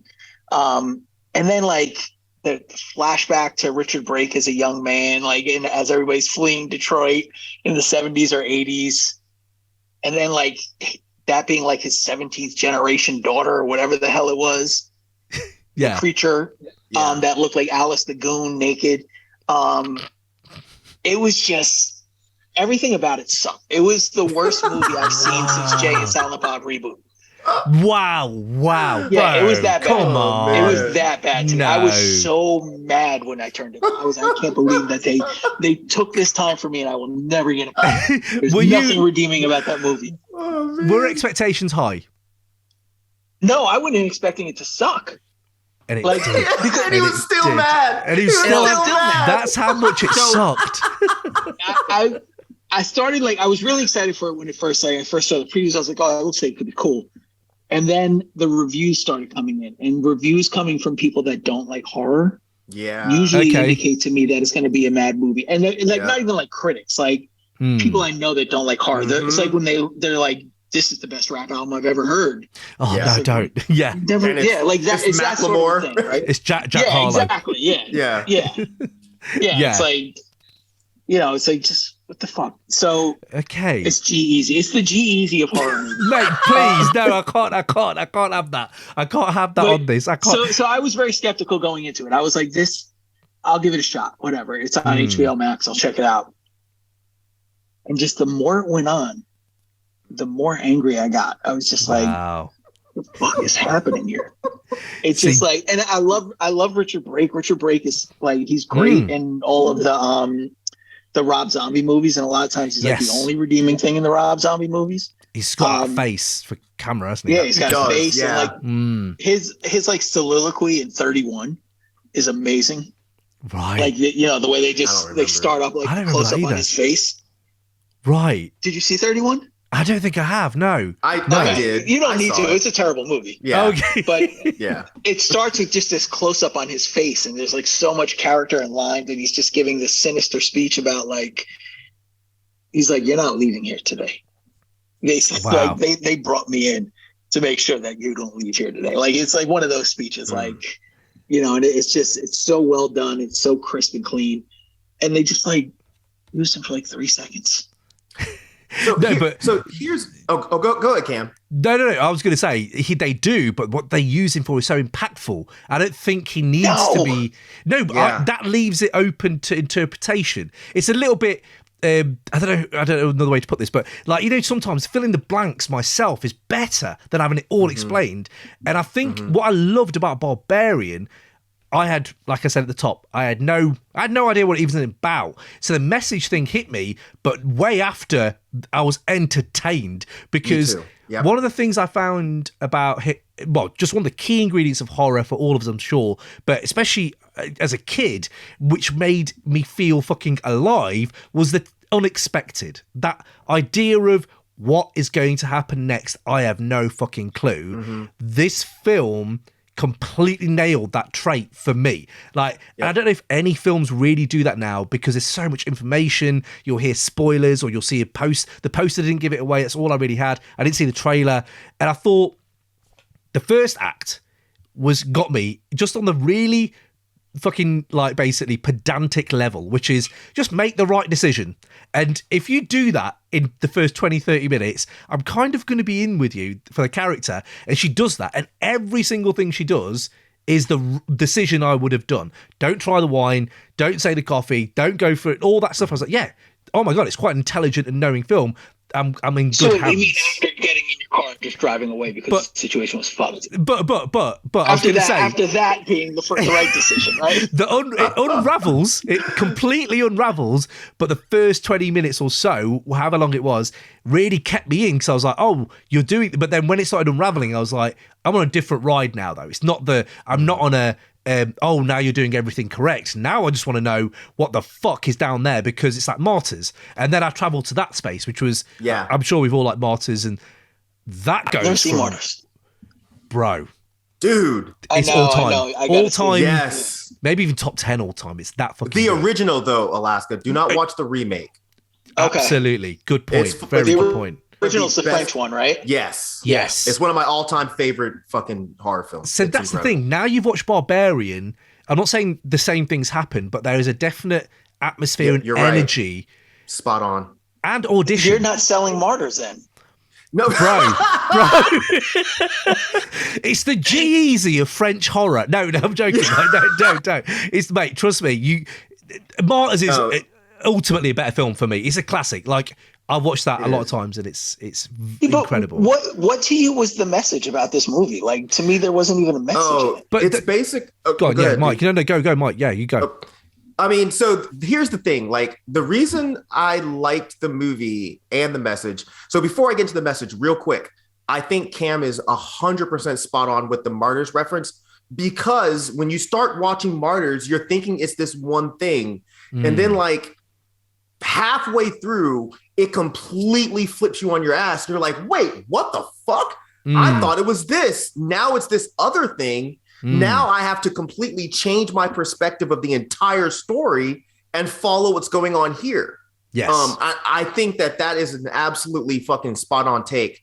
The message, the reason I enjoyed it is, I mean, I'm a fucking annoying SJW, right? So this shit worked for me. The whole message of like women having to kind of be careful about the certain choices that they make. Then you have the whole take on, you have the Skarsgård guy who, they're making him seem like he's really creepy, even though he's doing the right things. Then it switches over to the dark haired guy. I can't remember his name.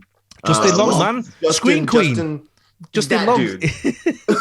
You switch over to him and it's like, oh, we're supposed to like him. He's this fun loving, hey, everybody. But it turns out like, no, he is the shithead, the trash part of this film. Then when he meets up with the guy in the basement, and then you realize that they're like the same fucking person. They're both the quote unquote barbarian. They've been taking advantage of women, and now they've gotten to the point where they can't turn back. Their actions have completely fucked them.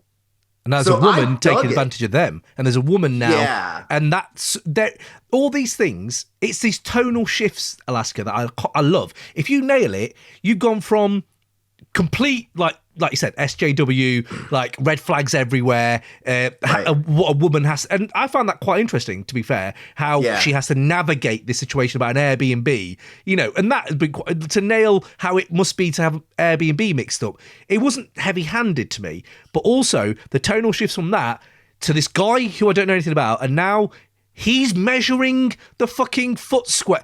And I was like, whoa, this is our comedy. But it kind of eased me into it rather than, here we go, comedy, here we go, this. And same thing with the serial killer bit. When the guy, they do the flashback, I was actually listening to is it Zach Krieger, isn't it, who made this? So he was like, that whole part is filmed differently, which I understood straight away. I was like, that feels really European, what they're doing. Like, it just feels like, and he fucking named one of the most ridiculous films I've ever watched, and I had to rewatch it again. Angst. I don't know if you've watched Angst. Angst one of the best films, dude. So good. So good. It's the birth of Gaspar Noé. Like, you're like, oh shit, this is where Irreversible comes from then. Yep. And if you've not watched that, I don't know how you would feel about it because it's so extreme and really tests you. But I was like, holy shit, this guy did do that. He did do the POV perspective of that little small European horror film.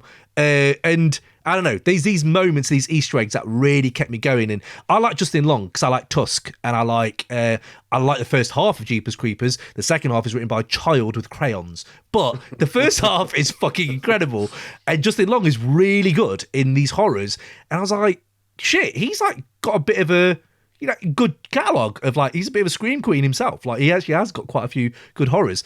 And we talked about Martyrs. For me, Audition. He goes down, he sees the cages. First fucking thing I thought about was Kiri, Kiri, Kiri. That girl. Yeah, Kiri, Kiri. And the fucking... And I just thought, more than maybe a message that really hit me, it was more the feeling that I'm in the hands of someone who really knows horror, and I've never heard of him. I've never heard of this guy, and I was quite invigorated to know where he's going to go from here. But yeah, I don't know. If you just can't get with I can understand. I can kind of see, a bit like Mike, I can kind of see why not. And we talked about messaging earlier. And when you look back, yeah, there's loads of that everywhere. But Georgina Campbell's fucking great. I enjoyed her. And, yeah. Alaska, she's in All My Friends Hate Me, isn't she? And that dawned on me after. And I was like, she's so good. What else is she in? Oh, shit, she's that guy. Yeah, she's the girl in that who has a go at the guy. Yeah, but no. So that was where I'm at with Barbarian, and yeah, I just kind of put it right up there as one of my favourites. I love this pod. I love this pod that we can do. Movie never works again. Never works again. Never works again. Brilliant. I mean, Mike earlier, and I agree with you 100% on this. Like where you're like, they showed the creature at the end of Smile, and it was like ridiculous. Yeah. That was the same thing here. Like that creature design was fucking awful. The creature design was not great, but the milk bottle design is the best milk bottle design you'll ever see in any horror film. That is the most disturbing milk bottle. It goes right into the lens. It's got fucking hair on it. And just think about it from this guy's perspective. He's been thrown into a cage. There's a random woman there, and she's saying, just drink it. Just drink it. Yeah. I don't know. And that I was like, holy fuck, this is amazing. And he's a piece of shit. Do you know there is a deleted scene, by the way? And I don't know if it's going to be on any director's cut. I don't think it's going to be, because the director was like, I couldn't show this. But there's a moment where she feeds him a dead rat by biting off the head of the rat and just feeding it to Justin Long. And I was like, kind of would have been here for that. But I think you might have seen too much of the person. But yeah, sorry. So there we are. I see we're not going to go anywhere with this. Smile. I'm glad we got another dig in on Smile. I'm glad we got a dig, because everyone's loving Smile, and I'm like, Smile was like meh. Smile was bullshit, man. Yeah. Like, God, I wanted it to be good, and I really thought it was going to be good just based on the trailers, and I was really stoked to see it. Yeah, same. Right when I was like going to go to the theater, I was like, something's telling me to just stay my ass at home and wait for it to pop up online. And I did, and I was happy, because if I went to the theater, I'd be pissed. But I will tell you guys, there's a movie I watched literally today that I thought was fucking incredible. I wish Thomas was still on, because I think he would dig it too. It's called Wounded Fawn. Have y'all seen this? No. It literally popped up on Shudder today. Okay. And it would have probably made my list had I watched it earlier, but I was enthralled the entire time. And just the way I've they seen make stuff about this. I haven't seen Interesting. it yet, have you seen good things?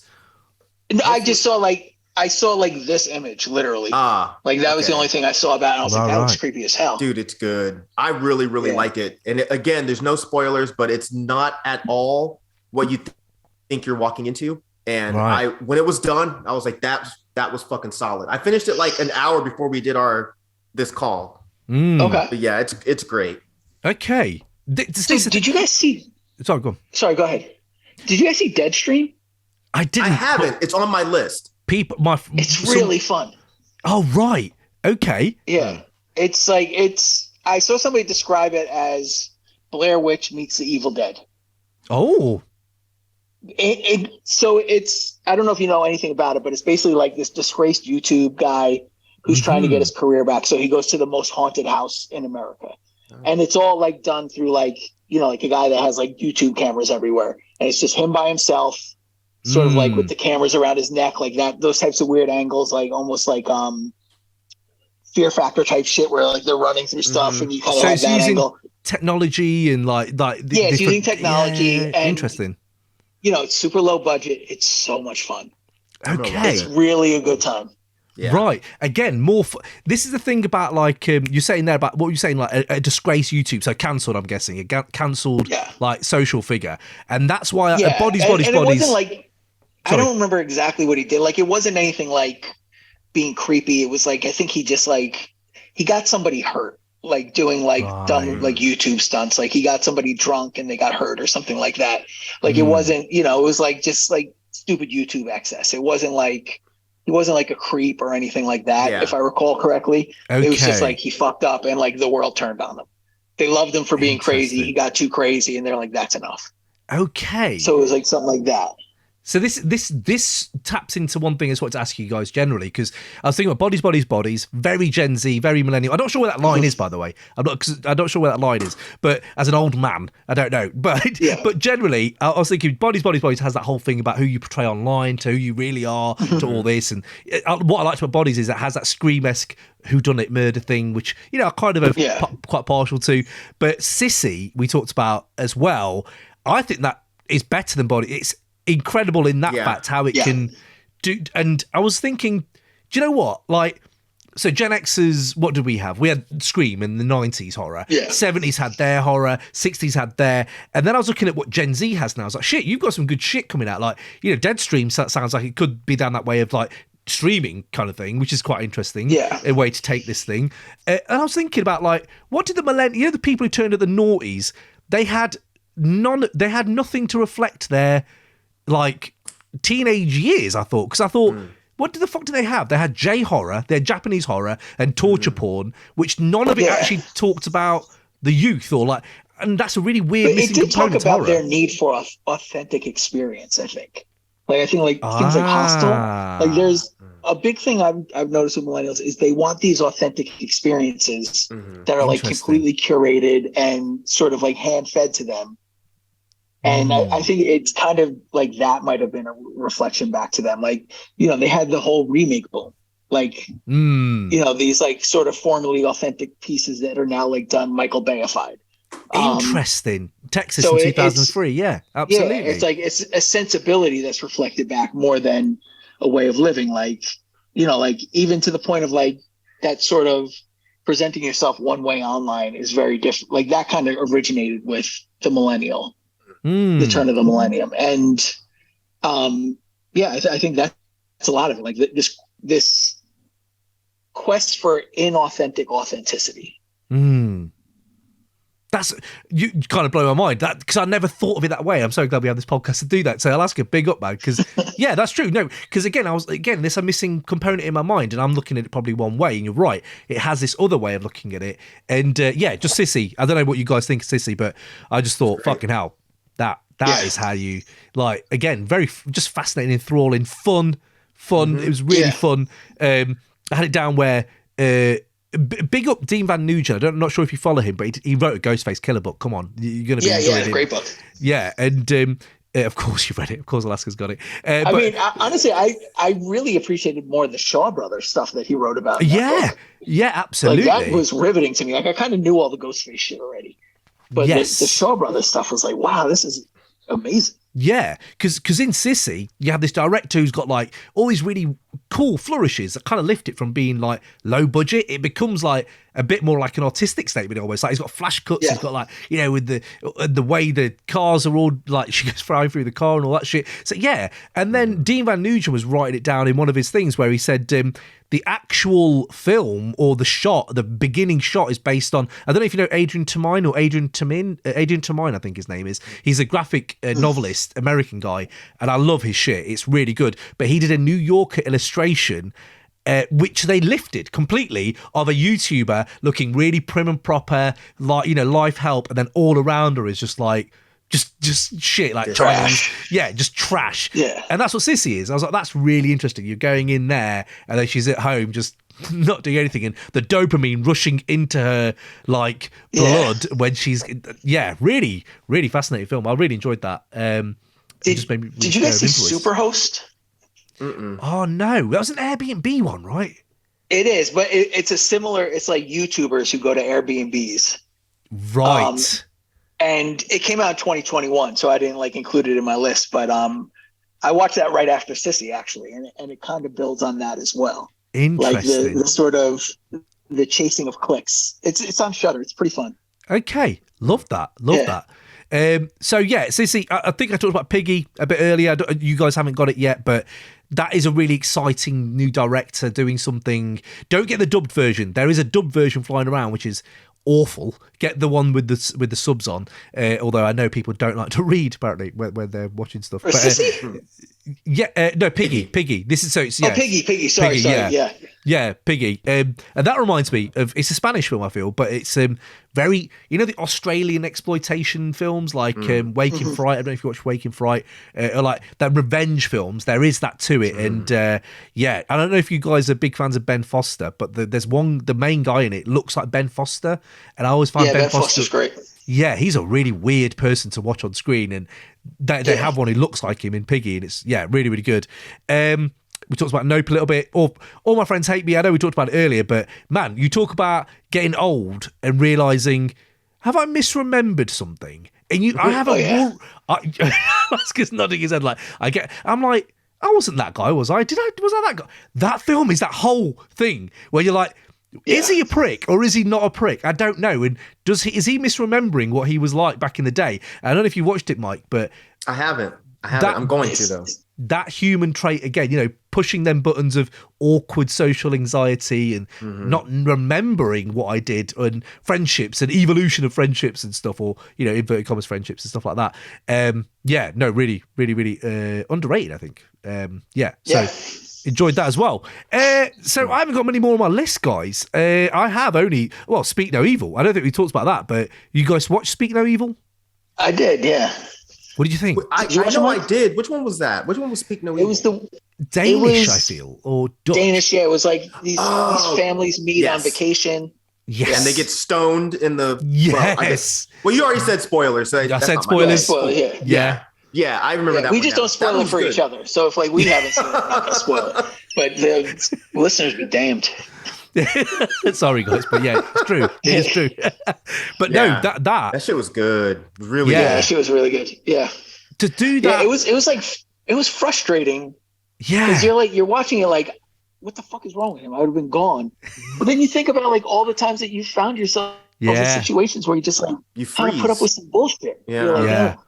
I've got to put up with some bullshit. That's exactly that film, isn't it? And you think, how much would you do? And the way it unravels, and I kind of called it with the kid, but it didn't matter. It's not one of them films where you feel, I called that. It didn't really matter. You can kind of see the signposts coming, and you're like, it's gonna happen. It's gonna happen. It's gonna happen. And when it does, you're like, holy fuck! You're ending it like this. They're just gonna. Yeah. But that's the extreme. It's pushing politeness to the point where you'll let someone just stone you out of civil. Yeah. Like, again, do you see what I mean about the human tropes being touched around? I'm like, why are we like this? Why are we like this? You know what I mean? Like, it's like Terrifier. Like, if that happened in front of me, the audacity of it, I don't know if I'd be like, oh, shit, he's just done that. Is that real? Do you know what I mean? I don't know. It's really weird, isn't it? Yeah. Do you know what then? There's only one then that I'm going to end on before we go that I think, and I would like to hear a bit more, I think we're going to talk about not retro cuts, but alternative outside of 2022 cuts as well. But the most visceral human reaction I got, and it's not a great film by any means, but for anyone who doesn't like heights, watch Fall, because I need to check that out. Me too. That isn't, it's not going to blow your mind. It's definitely very derivative, but I'm watching it with my wife who does not like horror films, and she's held my hand and she was like, your palms are so sweaty. And I was like, oh fuck, they are, because they're up they're 200 foot in the air, and then horror ensues when you have nothing around you. Fuck, man, I was done. I was like, this has got a reaction out of me more than any other film this year. I'm actually sweating. So I don't know how you guys are with heights, but I would recommend Fall. I'm terrified of heights. I would recommend heights, Fall. But I do want to see it. But give yourself to it. It's like most good horror. You kind of have to give yourself to it a little bit and not be like. Yeah, the special effects. The special effects are shit. You know what I mean? That kind of thing. I got a couple on my list that only one's an older film, and it's from 2021, but it was called Bloody Hell. Remind me. Have you seen that? I don't think so. Bloody Hell, 2021. It was pretty fun. It was kind of more adventure comedy than horror, but it had horror elements to it. So it's like this guy who he ends up killing somebody at a bank. Like there's a robbery going on, and he's like, I think he was like a former soldier, and he kills one of the robbers. But and somehow he ends up having to go to jail, and he becomes like this weird kind of celebrity in America after he gets out. But he decides like he can't deal with it. Like he's having panic attacks, so he goes to like another country. He doesn't want to be noticed, and he ends up at like being captured like by this family. Right. And it's sort of like him having a mental break through the whole thing. And dealing with like this weird sort of cannibal family. What? It's fun. I mean, this sounds fun. Yeah, it's pretty fun. So what's that? 20? Like just a year ago. Yeah, it came out just a year ago, and then a couple more from this year that I saw that I thought were pretty good were Glorious. Not seen. Wait, that. I saw that. What was that? What remind me? It was like the glory hole one. A glory hole with the guy from True Blood, right? Yes. Yeah. Yeah. Don't tell me anymore. It's about a glory hole. I'm in. Yeah. So what the fuck? It starts off slow. Like he basically stops at like you get the impression that he's going through like a bad breakup, or he just went through a bad breakup. He stops at like this rest stop to go to the bathroom, and in the process he's like somebody starts talking to him through a glory hole, and it turns out it's like this all-knowing like God being. What? And he needs him to do something to save the universe. And the whole thing takes place in a men's room. And then there's just like a cool twist at the end. You're like, oh shit, like that's not what I was expecting. It's kind of cool. Like as you're watching it, like this is kind of annoying, but the payoff at the end kind of makes it worthwhile. And then there's another one called Saloon. It was like it was an African film. movie, yeah. Yeah. No, it was I mean, I don't know if it was great, but it was kind of dope. Yeah. It was, I wouldn't necessarily put it in like my top horror picks, but it's definitely well worth a watch. It's like a good kind of revenge film, if I'm not mistaken. I agree. Interesting. Yeah. I love a revenge film. Yeah. I love a revenge film. Yeah. We talked about Bull in the last episode. It's just so beautifully shot and so well acted. Like the characters are cool as shit. Like you watch them and you're like, I want to be as cool as these people. Oh, I love that. I love a good character. Like the way they're shot, the way they look, the way they handle themselves. You're just like, these dudes rule. Wicked. Have y'all seen Some Like It Rare? That's the only one I have left on my list. No, I want to see that. Oh, what's that? I have that on my list to watch. It's pretty great. It's basically these people that have like a restaurant, butcher place, whatever, and they kill a vegan, and then they decide that hey, let's just keep doing this shit and feeding it to people. It sounds stupid, but it's a fucking blast. You don't take it too seriously. It's just it's a fucking fun watch. Man, I've got a list here. There's me thinking quite a comprehensive list I've got here of the year. No, this is great. This is good to know.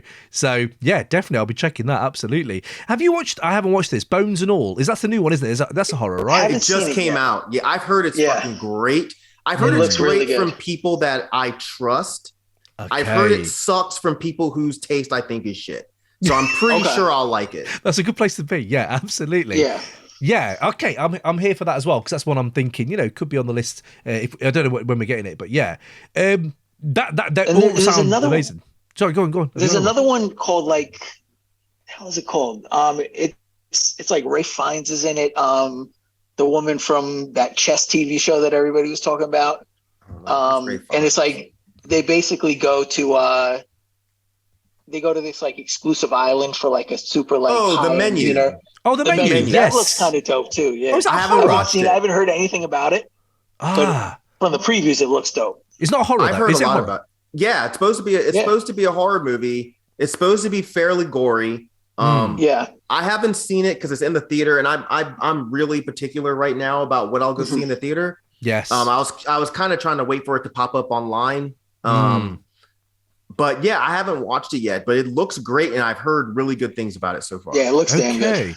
And I like Anna Taylor-Joy. That's who I try to think of. Yeah, I like Anna Taylor-Joy as well. Yeah. That'd be interesting. Yeah, great. That'll be interesting. So yeah, man, this has just been a year where. So what have I've got a few here. I've got a few older ones, but I think this isn't really a horror, but it's horrifying. I think more than anything. But it is by a guy who's done one of my favorite serial killer films of all time. What is his name again? Justin Kurzel. Don't know if you heard of Justin Kurzel. He did like. So the first film is Snowtown. Snowtown is about 10 years ago. It's really dark, but fucking incredible. It's a true story, Australian film, and it's about the Snowtown murders, which were incredibly famous in Australia, and we got news about it over here because the horrors, that it was pretty horrific. But the way he displays it in that film is so bleak, and it's kind of the same with another one he's done this year called Nitram, which is Martin backwards. So Nitram is truly horrifying, but it's also got one. I saw it. So hit Nitram. Caleb Landry Jones, the guy who's in. Let me have a quick look. Actually, I might have that up here. Hold on. What else is he in? He's in loads of films. He's got a really unique look about himself. X-Men. God. What else is he in? Stonewall. Get Out. He's in Get Out. Oh, of course, he's the brother in Get Out. So Caleb Landry Jones, the brother of the of what's the name from Marnie, the one that's talking about wrestling and shit. Yeah. Him. Yeah. I know I saw it. I just don't remember it. Right, that's not a good sign. He doesn't remember this film, but it's one of my favourites. Yeah, it's really quite slow paced, and you do go on Google afterwards to realise what it's based on. But I would just recommend that. It's quite a horrifying and brilliantly acted film. So Nitram is up there for me. But other than that, for this year, you know what? There's been some good docs, horror docs, and I know like Blumhouse did a doc, which was, I didn't think it was very good really at all. It felt like Nightmares. Which one did they do? They did the Compendium, the horror Compendium, and it's literally. I mean, I watched it and I did get some joy out of it, but I don't know if you ever watched like Nightmares in Red, White, and Blue and stuff. These like really like I loved those docs because they were a bit older and there weren't many people doing them as much. Now that's just that. It's just a retread of that. But there was a really fascinating one which is called Woodlands Dark and hold on, I've got it here. Woodlands Dark and Days Bewitched: A History of Folk Horror. Oh, that one's great. Yes. Yeah, that's great. That's like 2.5 hours long or something. And the recommendations, bro. Like, I think it's Penda's Fen. I've never heard what Penda's Fen is. I was like, read up about it, and I was like, never heard of this folk horror ever. And that doc is really good. It's long, but it's really, really good. I have a whole document on my. I'm looking at it right now. That's been on my desktop since I watched that film.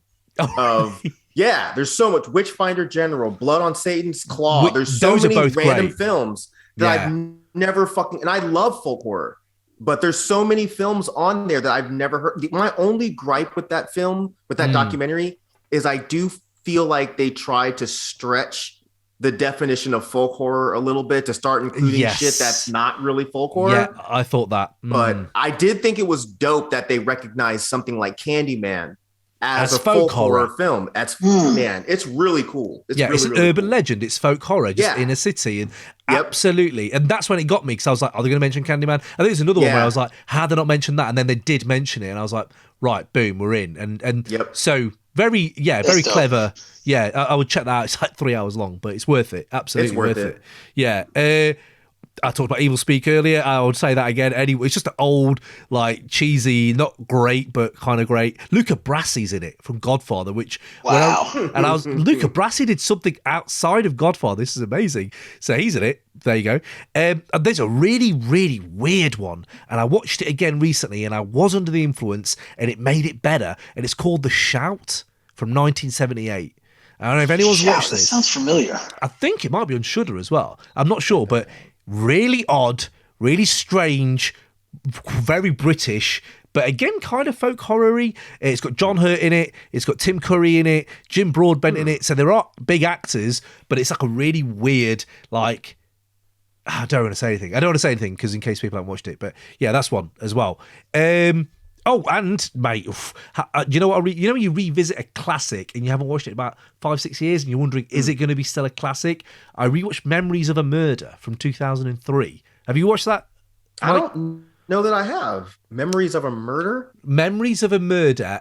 I used to say this a lot back in the day. It was my favorite serial killer film, like of all time. Okay. So Memories of a Murder is by, and I don't want to get his name wrong, but you'll have known him because he got really famous really quickly. South Korean guy, and his name, my friend, is Bong Joon-ho, who you will know. Yes, from what you call it, the Parasite. Parasite, fucking The Host, which is incredible. The Host was great. The Parasite was meh to me, but Host really? was great. Interesting. I didn't love Parasite, but I really, really liked The Host. And didn't he do something after Parasite, or am I making that up? No, he's not got anything coming yet, but he did like Snowpiercer, he did Mother, which was a bit meh to me. A lot of people love Mother. The Host is one of my favourite creature feature films though ever. Wait, I love Mother, not the Jennifer Lawrence. No. God, that was Von Trier. That was Von Trier. Yeah, that's what I thought. Mother is. Mother? Oh no, that's an old film, man. That's like 10, maybe even 15 years old, but it's an old Korean film, and again, kind of. If I remember it correctly, it was good, but he's never good. I was just saying, Alaska, I revisited Memories of a Murder. I don't know if you ever watched Memories of a Murder, but I was able to hear it. I had my headphone in, so I was able to. Boom! There you go. Pick it all up. So I've never heard of it. No. Okay, right. No, genuinely, it is one of the best for me. Serial killer, but it's also so odd, and it almost doesn't become a horror. It becomes something a bit more just ambiguous, which is kind of what I love about films. Sometimes you're like, I thought I was having this, like we said earlier. Oh no, I've got something else. So is it like House that Jack built? Is it kind of like that? Oh my god, no! It is. Oh, House of Jack. I did go through that film, and I actually like it. I don't know if that's it's one of my favorites. So yeah, right. I never know how to say, like, because some people fucking hate that film, and I'm like, that movie's I didn't hate it. I just was like, I kept falling asleep. Oh man. Wow, it is a long one. Dude. How can you fall asleep to Jack? Like, the way he's doing some of that shit in there. I've toured and I've had to sleep, and I've had to train myself to fall asleep through anything. So like. Fair. I mean, that's why I didn't talk about Let's Go to the World Fair, because I tried to start watching that at like 11:30 one night. And I fell asleep, and I just kept waking up to weird scenes, and I was like, I'm not going back to that. I didn't love it. I didn't love that film at all. I think Prem told me that. He was like, you're not going to like it. Prem's kind of got a good feel for my taste. He's like, you're not going to like it. You're not going to like this one. Okay. Well, I think you'll like Memories of a Murder, because it isn't that. It is fully, like, it's a crime thriller, all that kind of stuff. And the characters are amazing and so clumsy and clownish and, fucking great. But yeah, man, I mean, 2022, fucking hell. But there's one here I've got here. And I don't know, quick take, Hellraiser. Did we like Hellraiser? Did we hate Hellraiser? I hated it, dude. I fucking hated it. Okay. It was infuriating. Yeah. Right. Yeah. Okay. That might have actually been worse than Barbarian.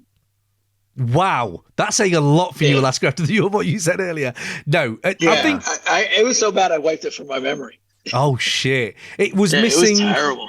It was missing that very, very unique weirdness of the first Clive Barker shit. That's so weird with the attic and none of that ever came close to it. Although there are moments, I think there was a few moments where I was like, holy shit, that's pretty good. When, but I'm not going to go to it too much. But I wonder what you thought. I was disappointed myself as well. I was really pissed off, and I was really confused because I have a couple of friends that are really into horror, and we are pretty spot on as far as, sharing each other's taste. And I had a couple of them that were just raving about how good it was. And I was like, how the fuck? I mean, great opinions, sweet. Everybody's got one. But I was like, how the fuck did you come to such a bad opinion? That movie's terrible. Yeah, it's ass cheeks, man. It made me really think about the original, though. Because I haven't thought about Hellraiser for so long. And I was like, do you know what I fucking missed? I just watched it again this summer. It's so good. It's still so good. Yeah. And I miss that feeling, and I don't get it as much now because we're older, we're jaded, and plus, life isn't like that. Everything's so accessible. But like, it's very claustrophobic, the first one, and this one's so big and big in scope. It's like cubism everywhere, which I kind of enjoy the kind of idea. Cubism is everywhere and all that. But it became a loftier idea than the original. But I think the original so leaned into what is the fucking guy with the pins in his head, and I remember that was my first horror loves was going into like. We had this so we used to run a shop. Next door, we had a video rental shop, and he had a RoboCop arcade game, and he had posters up all the time. And I'll always remember Day of the Dead, that poster being fucking everything. Just blew my mind. And then the Hellraiser poster. Those two have always kind of been twinned in my head of Hellraiser just had so much in that poster, and just could not get it in any of that feel in this. It felt too new, too polished, but okay. Well, there we go. 2022. So I have one more that I don't know if anybody saw it. and it's mindless. It's a mindless movie. But Right. did you guys see Day Shift? Day The Shift. Jamie Foxx and Snoop Dogg vampire. No. Is that about vampires? It was good. It was so fucking much fun. good. It really What? was. Was It's it? fun. It's It hilarious. was so much fun, the, dude. The kills are cool. Like Right. I had a good time. I had a good time. Okay. Snoop good Yeah, in it? it was a blast. Yep. Okay.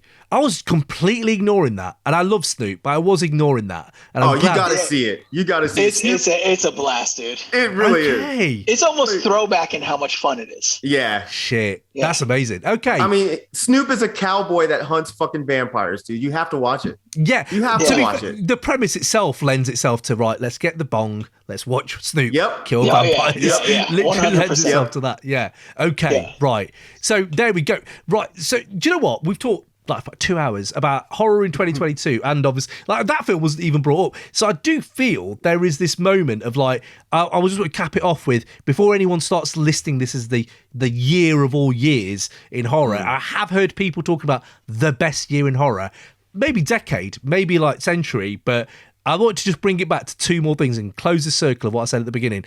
You've got to battle 1986 and 2015, because 2015 is slept on. 1986, Manhunter, The Fly, Aliens, The Hitcher, which I rewatched yesterday. Ooh, Hitcher's and so it's good. fucking It's good. incredible. Yeah. Henry, Portrait of a Serial Killer. Yep. All Wow. these came out in a year. For you, Mike, Texas Chainsaw Massacre 2 came out that year, which I know you love. So there you go. Don't know about that. Chopping Mall, April Fool's Day, fucking Critters, which I'm a fan of. So all these things came out in 1986. But can I just, before we go, I have to just say 2015 is a year to be fucking heralded, because I've got Green Room, The Witch, It Follows, Creep, which is the most one of the most Creep is slept on- really good. Creep yeah. is great. Creep is Yeah. fucking And Creep amazing. 2 is great too. Yeah, Creep Creep- 2 yep. is amazing. Yep. Good Night Mommy, which they ruined, but with the original was good, I thought. Final Girls, which is fucking... I loved Final Girls when that Final came Girls out. is great. I haven't seen it. The It's Gift, super fun. The Gift, The Visit, and What's What We The Do in the Gift? Shadows. And What We Do in the Shadows. I was The like, Visit's fantastic. The Visit's fantastic. The Gift is one of the Edgertons who's in Warrior. I don't know if you watch Warrior with Tom Hardy. That Edgerton, whichever Edgerton that is. And it's fucking great. Like, again, such a sleeper film. And I was like, fuck, 2022 is good. But 2015, that was only like 7 years ago. That was a hell of a year. Like, I don't know. I think that might stack itself up to some of the others. But yeah, that's how I wanted to round it off. Oh, I've Go seen on. The Gift. Yeah. What'd you Yeah, the think? dude brings the box to their house or whatever. Yeah, no, that was good. I forgot all about that movie. Yeah, that Yeah. was really good. I think this is what's going to happen in 2022, man. I reckon in a year or two, 7 years' time, we'll be like, oh yeah, 2022. Yeah. And then they'll go, I'm so glad those guys did a podcast at the time, because now I can re-listen to it and get all the hidden gems. And that's how you close a podcast. Boom, Mike, bang. See you later. No, but guys, thank you so much for jumping on. I hope we can do more of these Yeah, of course. in 2023. Definitely. To cap it then, is there anything you're excited for 2023? I know Evil Dead didn't come out this year. It's been pushed. I'm not sure if it is 23 or not, but are you I guys think it's excited? 23. Right. Excited for anything coming up in next year, horror-wise? I mean, Scream 6, I'm pretty excited for. Evil Dead, if it comes out. Other than that, I don't really know what else is coming out. Yeah, it's kind of nice place to be, isn't it? Like, hopefully it's original shit. And yeah, absolutely. Yeah, exactly. I mean, I guess Maxine's coming out, right? Oh, of course. Yeah. Oh, so there's three that Yeah. could make it a really good. I think they're going to drop the ball with Scream, though. I don't know. I think they're going to drop it. I don't know. It kind of happens, doesn't it? But what about you, Mike? Yeah. Other than what y'all just named, right off the top of my head, I can't think of anything. I haven't seen a lot of trailers or anything for horror I've movies. been kind of that are avoiding coming them, out. yeah. Yeah, it's best because to, they isn't it? ruin everything, man. It's like Yeah. They they do. show the whole fucking film in the trailer. Yeah. So yeah, I don't know of anything that's coming out besides Myke-C, besides maybe the next installment in this art series. But I kind of feel like that's probably gonna be 2024. Yeah, I imagine it's Yeah. 2020. Though he says he has it all flushed out. He says Yeah. that Really? likely be 2 movies. Wow. He Oh, says so it's what, still there's big 2 that It's going more? to be 2 movies. So No, I it's didn't still know part that. 3. It's going to be like a double movie for part 3. No, but just split it and make 4. I'll do it. That's cool. Wow. So do we genuinely think then he has or is he already there? Has he the potential to be Hall of Fame, Mount Rushmore, fucking horror icons? He's there. He's he was there already. after Terrifier for me, but after Terrifier 2, yeah, he's there. So who's... And people are getting tattoos, man. Like, you know, Yeah. if you go to their Twitter feed, it's just like covered with people with tattoos. I think once you get to that point... I should have brought it upstairs. I bought this fucking dope ass crew neck with art on it. Nice. But Wow. yeah, like I wouldn't argue. I wouldn't argue with anybody that said he was there because I mean I trust him. He has my faith at this point. He's done 2 super fucking good and super entertaining. And when I saw that it was 2 hours and whatever minutes, I was like, oh, that's weird. Yeah, me too. It flew by for me. So he's got all my faith. On second watch, it was even better. Wow. I haven't watched it a second time yet. Yeah, Interesting. I bought it on Amazon. I was like, I gotta watch this again. And It's then, It's and fascinating. like I do agree with you about the laughing because I was cracking up through the whole thing. Yeah. It wasn't until later that it actually really bothered me. And That's a good horror. And here's why. And it's more because of the actors' reactions than the actual kill. And like I was just like, the horror that she plays it with is really good. Yeah. That's interesting. Yeah, I think the mum walking in was a level that then it went to Wild West when she moved. And I was like, holy fuck, she's still alive. Are you? Yeah. And that's when you just like, now you laugh. Now you have to just laugh at this. You know what I mean? Then chop cut to him answering the door with the mom's head filled with candy. So good. So fucking good. Yeah, I think you're right. Amazing. You know, I'm looking at my Rushmore. I'm like, I wonder what art has to do to get on there for my Rushmore, but I don't know. For you, I like the audio. Who have you took off for him then, Alaska, on your Rushmore? What is Rushmore? I keep saying Rushmore. I don't know how many there is. Is that 5? Is that 5? I don't know. 4. 4, It's right? 4. That's even harder. Fucking hell. Right. Gosh. Yeah. I know now we're in this territory. Sorry. This territory. I mean, it's probably like Jason, Freddy. Freddy. I think Michael's kind of fallen off of it, honestly. Because of the recent And ones? I love Halloween. Just like the whole series sucks. Like beyond the original, it's pretty bad. The Rob Zombie ones? Yep. I love the serious. Rob Zombie Halloween. I love it, man. I actually like the second one. I hate the first one. I enjoy both, bro. But I completely see why people hate them. But I guess and then I Michael's guess off. maybe Leatherface. I don't know who else is there. Yeah. Leather's on there first for me. Yeah, Leatherface. Yeah. I've seen people put Pinhead. I don't really agree with that too much. Yeah. But No. yeah. What about you then, Mike? Come on, I've got to ask you. I guess Ghostface, but it's never like one person is Ghostface, Yeah. which makes it kind of hard. Yeah. But also what makes it great, because he's a clumsy fucking guy. Yeah. And somehow overpowers Dewey, that little girl. That was amazing. We keep watching that. I'm waiting for how are you doing that? Yeah, but either way.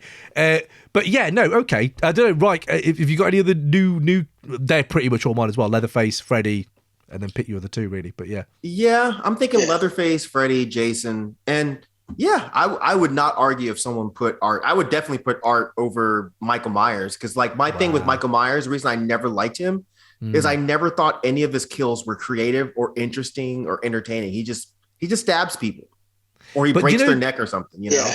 I know the moment I did really enjoy him was watching the original for the first time and the tilt of the head.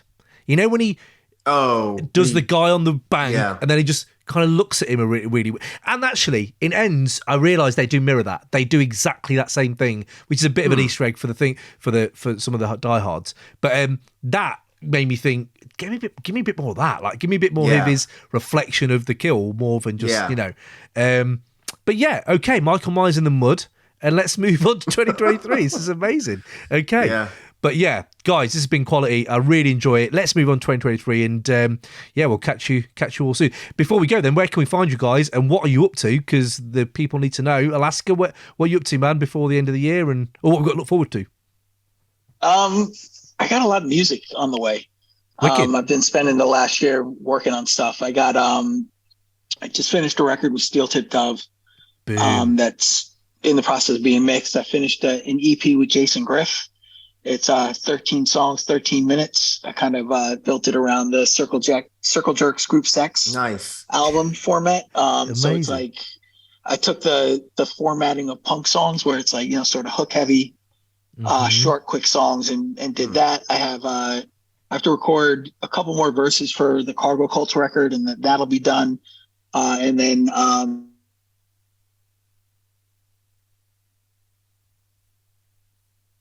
called Bohemian Grove, and the album's called Satanic Panic. Could you repeat that, Alaska, because you dropped out and didn't hear any of what you just said? Oh, sorry. It's a record with Ray West. We formed like a group called Bohemian Grove, and we have an album called Satanic Panic. Wicked. So I'm basically like, as I told you earlier, I'm applying to that program. And if I get in, I have to like dedicate the next 3 years. So I'm in like heavy record mode for the next year to make sure that I have enough material to cover that 3 years. I feel you, man. That's wicked. Yeah. Working artist, man. Love it. Absolutely love it. Big up yourself, man. Big up Call It Culture as well, because you guys have been smashing it. Yeah. Any Black Sabbath fans? Trying to keep up with you guys. Black Sabbath fans, go check out that. Honestly, you know, you have a reinvigorated love for a band that you fucking love. Yeah. And I love Sabbath, I do, but I just hadn't revisited them in so long. And that podcast series, Big Yourself Up, Gang PTP, Mike was on there as well. You had some wicked guests on that. So yeah, no, absolutely. It goes I still through have each one album. more episode that I just haven't had a chance to mix it. Mate. And I think it's the Sabotage episode. Might be the last one that we have. Wicked. So yeah, I have to get that one done. People in Sabbath, go check it, man. People into Sabbath, go check that. Mike's episode was legendary. That shit was fun, man. Absolutely. What are you? We're trying to figure out what group to do next year. Oh, hold on then. Are we? What's the pool? Have you got any names in the pool? Just as we were thinking maybe doing Iron Maiden. Just I would love to do Iron Maiden if anybody wants to do Iron Maiden. I'm a huge Iron Maiden head. Yep. So all right, let's talk, Mike. When you do Seventh Son of a Seventh Son, call me because I will talk for 12 hours about that album. Okay. Cool. We were also thinking about doing like a punk where it's just like taking specific punk records, but I don't know. I feel like that's kind of already been beaten into the ground. I was going to say, my 56-year-old white balding brother-in-law loves Iron Maiden, so I can get him to join the podcast if you want. He's from North England. He has no, but Iron Maiden is so different over here. It really is 58-year-old, really balding. Sorry, Carl, if you're listening to this, I'm sorry for taking you down. But generally, it is. But I love it. I love Iron Maiden are so, they're almost like part of the British DNA, and I love the fact that you guys love them that much. But I'll tune in, man, because I haven't visited Iron Maiden for ages. So yes, they were my first favorite band. Like as a kid, when I was, I think, in 5th grade, I fell in love with them. Yeah. And I was like, basically, still to this day, like once a year, I'll go on like a month-long Iron Maiden binge. Same. Yeah. Wicked. Yeah. Love that. Do some hidden gem like punk records though, because I talk to you, Mike, sometimes on Twitter, and I find like groups I've never heard of. GBH, I think it was. I was like, I've never heard. Yeah, they are a fucking incredible band. Love, like, you know, just finding new bands every year. So yeah, anything you've got that you just want to do a drop, even 20 minutes review, whatever. Yeah, I'm here for it. So yeah. I mean, we're exploring some new things because, you know, I think when you do a podcast for a long time, you kind of want to find new avenues. Bro. After a certain time. Yeah, absolutely. So Mike, that's it for me. Mike, what are you saying then, Mike? I don't have anything new going on. It's just the same old shit.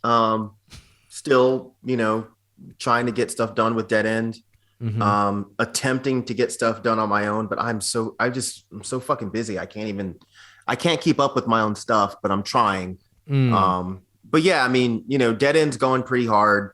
I'm trying to get back into the mode with my own channel, you know, talking about metal and showing records and stuff. So yeah, man, I'm not anywhere near as busy as Alaska apparently, but you know, I'm trying to get my shit out of here, you know? That's it, man.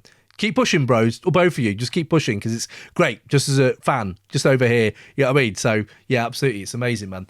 But yeah, well, big yourselves up. Follow these guys on their socials. Dead End Hip Hop, Call Out Culture. Sub to all those places, and we shall catch you in 2023. And my God, even if it's just half as good as this year, I think we're going to be all right. I think we'll be all right. I think so too. I agree. Thanks for doing this, man. Yeah, for real. Let's try to re-up in towards the end of the first quarter. For sure, man. Absolutely. Big yourselves up. Thank you so much. Peace. There you go. Peace. Later.